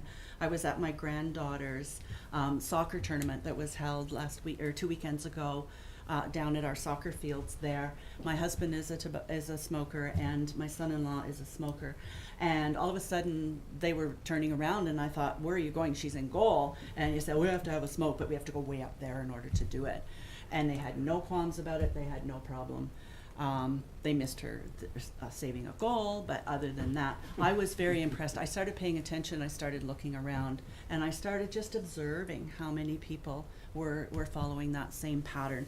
There were a very, very large number of people there that whole entire weekend. And there were aged from our little people right up to our older teenagers playing soccer for that whole entire weekend. And there wasn't one person on that field that was using tobacco. I think that sometimes when we think about it, we feel a little bit overwhelmed about the enforcement part of it, but there was a lot of natural policing that was taking place there. And people, as long as they knew where they could and could not go, those defined boundaries made it very clear for them, and they were very respectful of it. And that leads really, really well into the next piece, which is the education of the community about this bylaw. Education is absolutely key for compliance. If people understand what the bylaw is and why it's there and why it's important for your community, they're far more likely to comply with it. And there's lots of different ways different municipalities have gone about education for the community. Signage is absolutely critical, so people know the boundaries and know what areas are smoke-free, as well as doing work in the media. In Bridgewater, Nova Scotia, there was a study about the bylaw and how it went, and they found that 32% of people who were surveyed found out about the bylaw because of the newspaper, 31% because of the radio, 19% because of word of mouth. So doing some work in the media is going to be really important, as well as the social media. It's a really great way to tap into a huge part of the population. You have some pretty great, strong Facebook groups here in your community, and doing some kind of education and outreach and, hey, did you know this is happening and this is why, could be actually really inexpensive. It's just staff time and a great way to spread the word. Public meetings and presentations is other methods that other municipalities have gone about to spread word of the bylaw, and that's certainly something that I could help support with the Canadian Cancer Society, as well as the media piece and social media piece. We could be there to help support some of that education of your community. As well, there's the idea of doing some printed materials. Things you're already doing where it won't cost a lot of money, but I was at your sushi restaurant yesterday, and there was a map of your community, and on it had all of these different, your parks and your schools and different areas. that could be a great place to have something about your bylaw so that people who are tourists or others could see at a glance, oh, these are all smoke-free spaces. And word of mouth is going to be your friend. People talking about it, like Bonnie was saying. Beyond just people knowing that you have a bylaw, the rationale and the reasoning is what's going to make it resonate and make them own it and make them feel like they actually want to comply, that it's not something that's being done to them, but something that they're a part of. So how you frame your message and how you communicate it is going to be really important. Down in the Okanagan, they have a lot of fire risks, a lot of fire hazards, and so they made their parks 100% smoke-free. They didn't have enough money to do signage throughout the park, so right in the bylaw they wrote in whether or not there's a sign, it still applies, right? And so they're covered. But it's how they explain their bylaw to people that it makes sense. I mean, as you're probably well aware, a lot of homes burnt down because of forest fires, and a lot of places were evacuated for several years in a row. So it is an issue that resonated with people who lived there. Up here, I suspect from talking to a lot of folks in your community that your it's family that matters, and it's protecting kids. You know, you do have higher smoking rates up here. About a quarter of the people up here do smoke, but nobody wants their kids to start smoking. And so I suspect that could be a way that you phrase your message that could resonate really well with people in your community, because it's to protect kids from secondhand smoke. It's also to prevent them from ever starting to smoke in the first place. Like you were saying, kids that grow up in smoke-free communities are less likely to smoke themselves.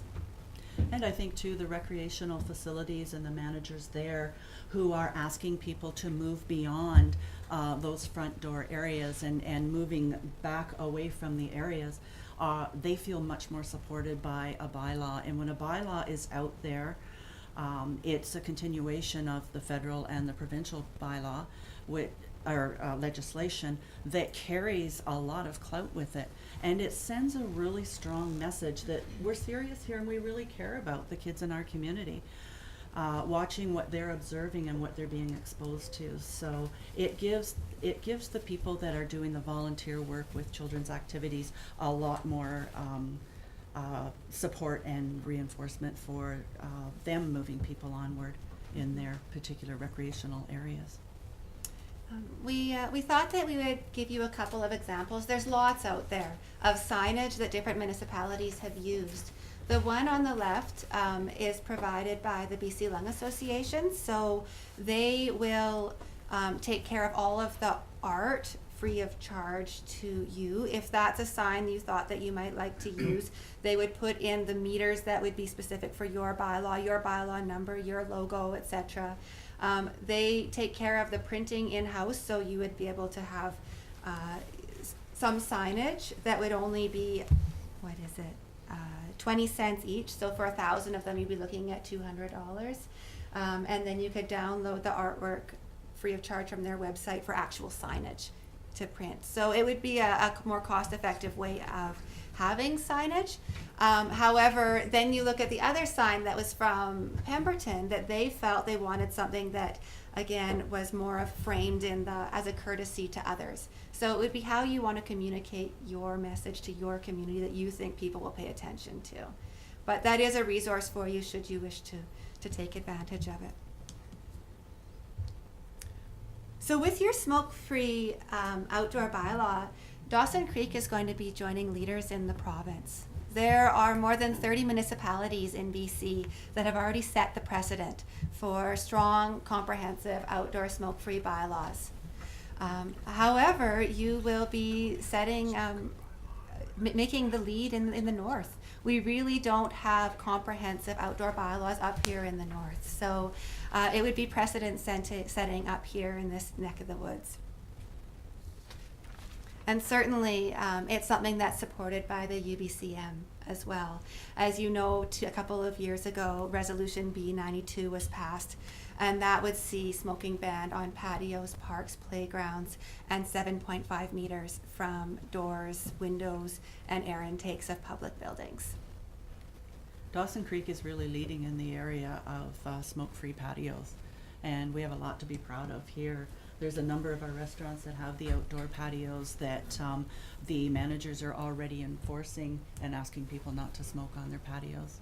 I was at Mr. Mike's over the weekend, and some fellow came out and he said, "Oh, I finally found a place where I can smoke." And he sat down, and I thought, do I say anything or do I not say anything? Where's my place here? And as I was deliberating that thought, the manager came out, and he was very polite, and he said, "Hi there," and he's talking, very gently to the gentleman, and he said, this is not exactly the place where we do allow smoking. Let me show you where you can go. And oh, no problem. And up he went. And Brown's social house, their patio is smoke free. We're already there in a lot of areas. It's just a little bit more work that needs to take place. We've been working on this for a lot of years, and there's been a lot of ground that's been gained in this area. There's just a few little things that need to happen, but the bylaw just strengthens the message so much more. So strong outdoor smoking bylaws typically include city-managed properties, including parks, playgrounds, trails. You have an amazing trail here. I was walking it yesterday. Beaches, playing fields, recreation facilities. Some municipalities include for special events, that the special event would be included in an outdoor bylaw. We look for buffer zones of 7.5 meters around doors, windows, air intakes, and around those other areas that are included in the bylaw. So if you have a patio, you want that 7.5 meter buffer zone from the patio. Otherwise, someone could stand on the other side of the gate, and it's as if the patio wasn't a smoke-free environment at all. Bar and restaurant patios are included in gold standard bylaws, and with the exemption, of course, in these places for traditional tobacco use. Could you define that? For which? What is traditional tobacco use? Are you referring to First Nations? Yeah, that's right. And it's not First Nations people using a cigarette in these locations. It's for ceremonial use with the First Nation population. When I was in Paris, they have some cafes there with I guess it was Arabic or something. We're smoking through these water. The hookah lounges? Yeah. Is that traditional, or is that just a traditional habit? Just tell me where does that fit in this? Water pipe smoking is something that you have the authority to ban under our provincial legislation, and certainly some municipalities have taken that step. They haven't just banned cigarettes and cigars; they've also included and weeds and other substances, and they've specified hookah pipes and water pipe cafes. Other municipalities allow locations for water pipe smoking and so on. So water pipe smoking, a lot of people feel like it's a safer alternative because it goes through the water and they feel it's filtered through it. People are being exposed to more carbon monoxide and more nicotine through water pipe smoking. My recommendation is to include the weeds and other substances in your bylaw, and it also makes it so others can enforce that bylaw, right? Can I ask a question? So these hookah pipe places, like there's lounges, there's cafes, or coffee yeah, cafes or whatever. So how do they get around that whole, it's provincially where you're not allowed to smoke in the workplace, right?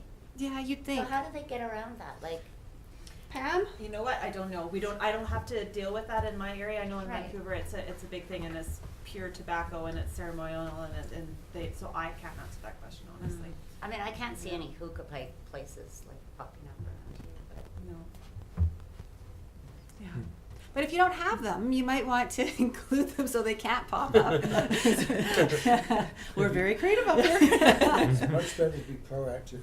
Yes, that's right. Yes, That's right. and just covering as many And avenues I like as the you weeds and other substances, because I really object to other uses.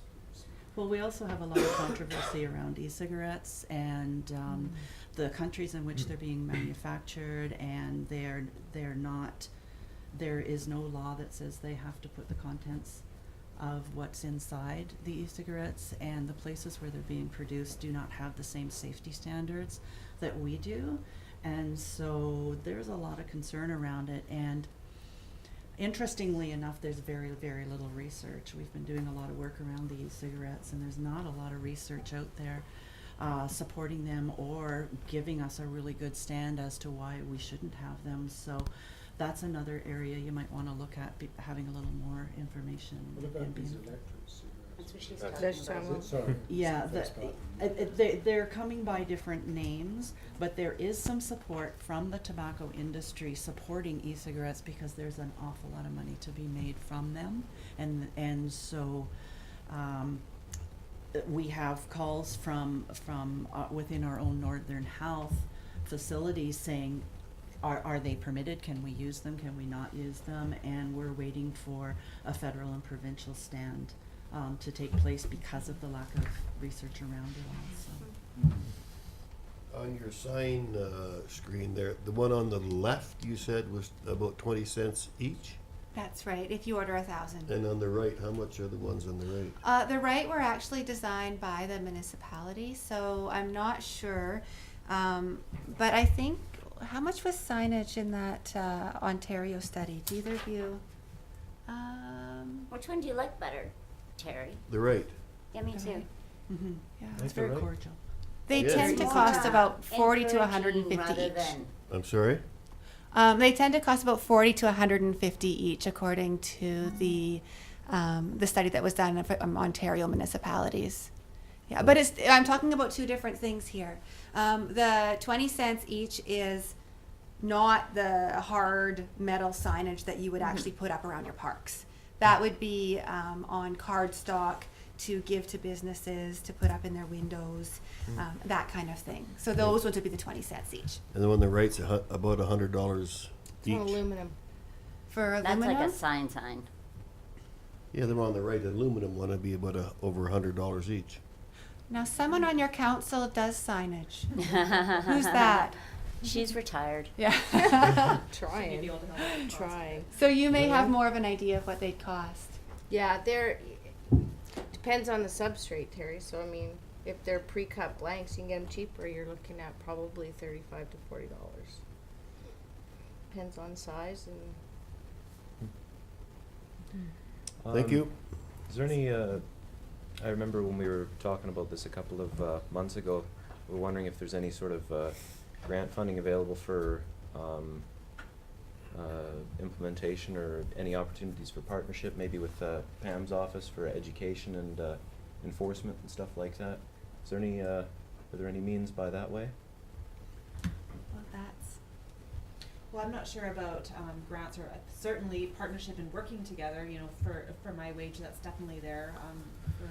But as far as monies, you would probably know better. I did do some investigating into that area. Northern Health does do the Imagine grants.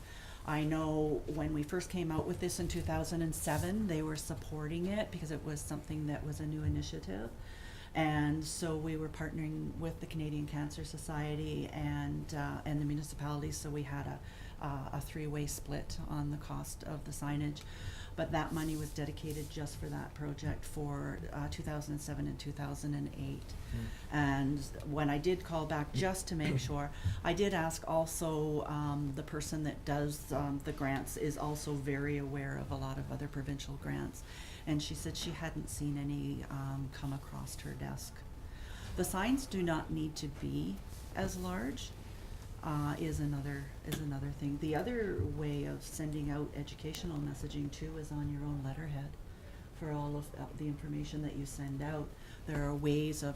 By the way, we have a new bylaw, and just sort of you're messaging it as information, but you're also educating at the same time, and it's an easy add-on to your letterhead. So, in the report that you received from Brenda Ginter, she highlighted two different municipalities to give you an idea of two very different bylaws. We thought it might be handy to highlight a couple of other municipalities as well, just for food for thought in the discussion. You'll see Tofino, they've included parks, but not patios. Their buffer zone is 3 meters, not the 7.5.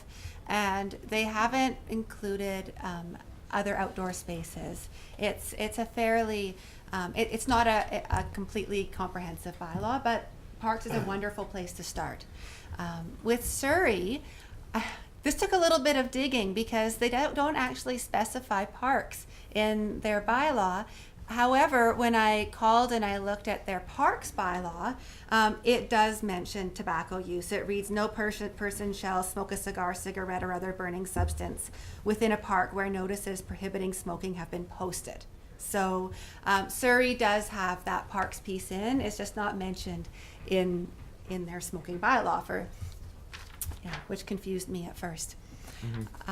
Then because Pemberton is a small community, it makes a good example. As well, there's been a lot of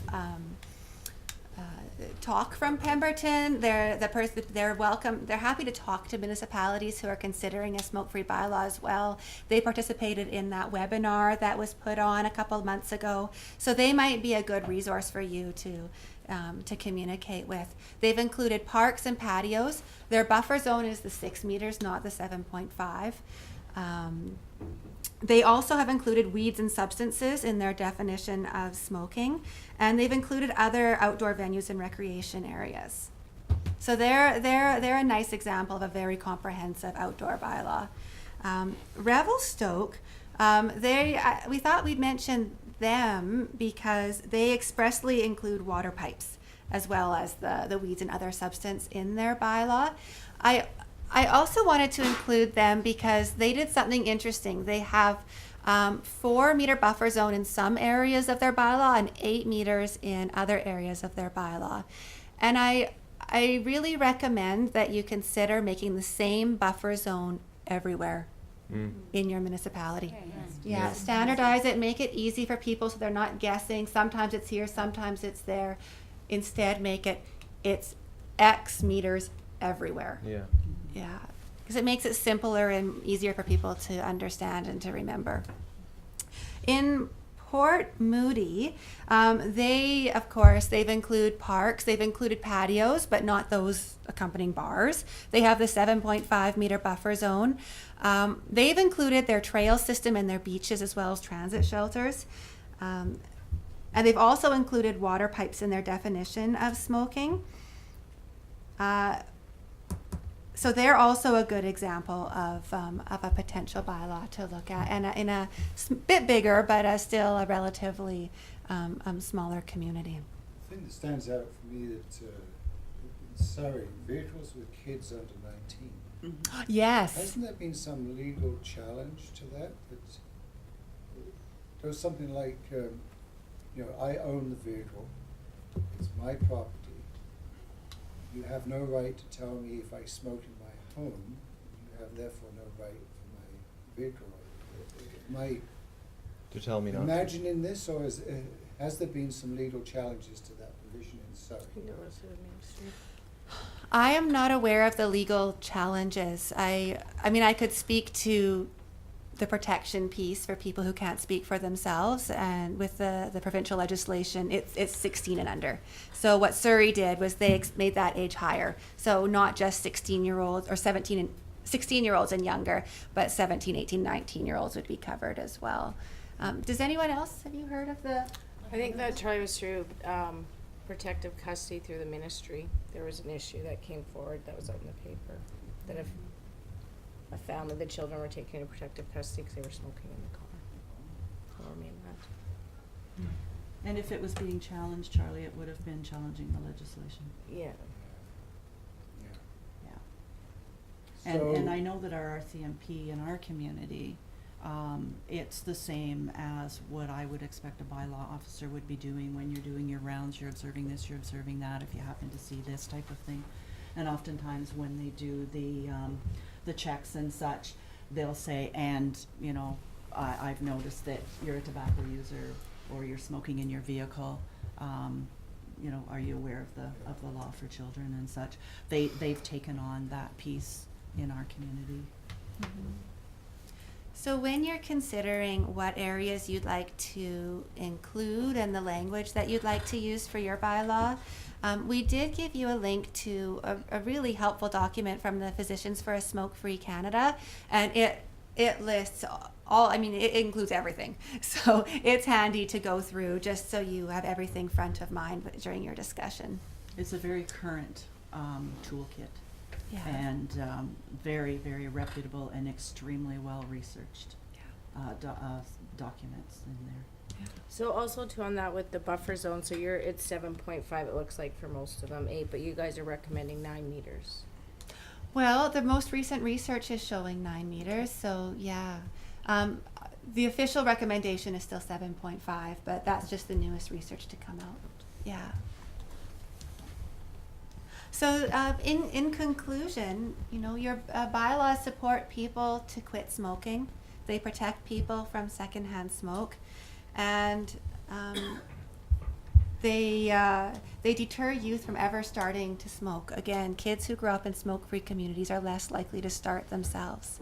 So we look forward to the discussion to follow. These are the questions that were outlined in the staff report that you received. So please feel free to draw on us in your discussion, and we look forward to hearing what you have to say. Thank you. Thank you. So, do we have any further questions or comments from council? Well, just to reflect, we just reminded that level of consultation with the MHO, right? Required. What does that do? Medical health officer. So the medical health officer, if there's a health bylaw, he needs to be consulted about it. If there's another bylaw, he will be consulted as well, but he doesn't need approval on it. But you need the MHO approval for some health bylaws. And I actually had to go researching for that myself because I wasn't quite sure. And some of the feedback that we received from the other communities back in 2007 and 2008, when they were targeting their recreational areas, they recommended that you target them all at the same time because it becomes very confusing of which park can we go to, which one can't we, this one and that. And that was some of the, we had very positive feedback come back from all of our northern communities. And the Parks and Rec folks were really behind it and really supportive of it. So there's a lot of foundational work that's already been done. It's just taking it just firming it up with that next step. And we thank you so very much. Thank you. I'm going to Shut the computer off. The calendar in front.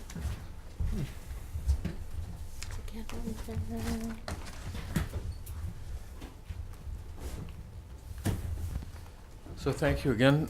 Brenda, can you update us now? Is this coming back? Is there? Yep, through your worship. The point of this meeting was to get council's input as to how they would like their bylaw to be, as Okay. far as how much enforcement, how many areas, that type of thing. So those questions that were listed on there, we'd Okay. probably like answered, and it would be best done with these ladies in presence. All right, yeah, because I wasn't at the, I don't think when this originally came, I wasn't on council at the time, so I just wanted to refresh myself in terms of what stage we're at with it. Well, we, at the, I think 4 or 5 meetings ago, council resolved to have the representatives from the Canadian Cancer Society come to a committee of the whole workshop to discuss the various aspects of a revised smoke-free public places bylaw and or policy. That's the current direction that we're operating under. All right. So, We're just talking about. Agreed to a bylaw yet, have we? No, No. we're just talking about the different. Yeah? No, you haven't. No. That's correct. so if we had a bylaw, I'd like to see the parks and, like, obviously Rotary Lake, because I think that's where this all That's where it all stemmed started, from, the biggest right? complaints are. It was people complaining about And the children's park at Kin Park. And patios as well, outdoor patios. Well, All right, for some reason, I thought patios you weren't allowed to smoke on anyway. I guess I was. I thought the Liquor Control Act took care of that. Yeah, I thought so too. But I guess No. So it's clear, it's clear for me now in terms of what process we're going through. So, Councillor Parslow? Yeah. I answered the first question, what level of restrictions should be included in a bylaw? I think the bylaw should reflect the most current research available And so I'm leaning towards the 9 meter buffer. Is that the correct expression? I don't know what is meant, what level of enforcement should be applied. What level of public consultation? I think our standard communication practices, who notice a policy, Yes. give people time to react to it. Mm-hmm. Obviously deposit it with the Minister of the MHO and see if he wants any changes. What areas should the city should be smoke-free? Bus stops, the expression used on the overhead was transit shelters. Transit shelters. Transit shelters. I'd say everywhere, with all patios, so where the people work, for sure. All outdoor events, for sure. Yeah. All parks. I don't believe in a trial period, personally. No? No, I just implement it in a consistent way. It's After just a- my personal opinions. Yes, yeah. That's all. Thank I you. think So we're, Oh, I just want to add to that. I will flag right off the bat that our local bars will be the first to come and say that it's been banned from their business, it affected them, and now you're not letting their patrons smoke on their patio. Just, we will get backlash from that, whether we go there or not. I'm just saying, it will happen. Councillor Malkinson? I suppose while we're all expressing our different positions, I'll go ahead as well. I do very much agree with Councillor Parslow, and I believe Councillor Schumann about the 9 meter buffer area. I think that we all well, except perhaps Councillor McFadden, like the sound of the water pipes, weeds, and other substances. Oh, I don't include- know. No? No. I agree with you. Yeah, that was a good one as well. I liked all the areas that Councillor Parslow spoke of as well. I thought that was pretty inclusive. But the benefit that I see in a trial period is that it's a time for consultation as well. You know, it's a time to make people aware that changes are coming, and I think that maybe you know, starting the process with all of these changes to come with a well, I suppose a trial period would suggest that it's dependent on the outcome of the trial period, wouldn't it? So I suppose just a good period of consultation on the bylaw itself would be good. And I think that was all that I had. Yeah. Oh yes, and you know, we've got the Imagine grants possible area for funding. You know, there's opportunities for partnership with health resources in the community, and you know, the enforcement social. It just and it's all in line with us being getting towards being a healthier community. Thank you. And just for clarification, I think Bonnie said the Imagine grants are gone. They're no longer gone? available. Yeah. Oh, I'm sorry. It's only I'm sorry. 2007, 2008. My mistake. Councillor Wilbur? I think we're going to implement the bylaw. We do it. I think a trial period is a wasted expense. If we're going to do it. But, and I'm not sure if Councillor Parslow mentioned the trail system, or we have Oh, a yes, blanket umbrella of I love municipal people. I don't want to be buildings passing and people smoking on the facilities. So trails. whether it be Sedate Hall, or it be the Memorial Arena, Mhm. or it be Yeah. the soccer pitches, so anything that falls under our umbrella as the municipality. Thank We you. got it. Councillor Schumann? Well, I have a question. So we already don't let people smoke on the soccer pitches, right? And like there's sign. It's not in the bylaw. So there's no bylaw, but we prohibit it. Is there Why? I don't Are think there there's signs? I don't signage believe out there's at the signs. is there, Oh. Kevin? There's Sign? signage I don't out think there. so. I'm thinking the facilities, like Memorial Arena, we definitely have signage. Yeah. But I'm not sure about the soccer pitch. But that's I was also, sure is there that was- just the distance from like the doors, like the entranceways and stuff? It doesn't blanket. It's the provincial. I was sure there was maybe I'm Baseball thinking no diamonds and dogs. soccer fields, you'll see people smoking there. I've never seen anyone smoke. In the parking lot? Betcha. On first base.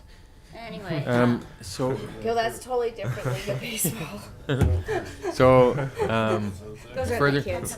It's a softball So team. so I'm sensing we'll providing direction to administration to bring back components that we've now received further information on, that we can start the crafting of a potential bylaw for our public places, and we'll move forward on that direction for council and start the process. Okay. From a personal perspective, worst decision I ever made was to light up as a youth. Best decision I made was when I stopped lighting up, and love the fact that I'm smoke-free today. And public Northern Health, what's that? That's just a little pressure on three of us. I know, Why but don't it's feel honestly, guilty and I enough? say this in all sincerity, it's the greatest thing because it's the toughest thing.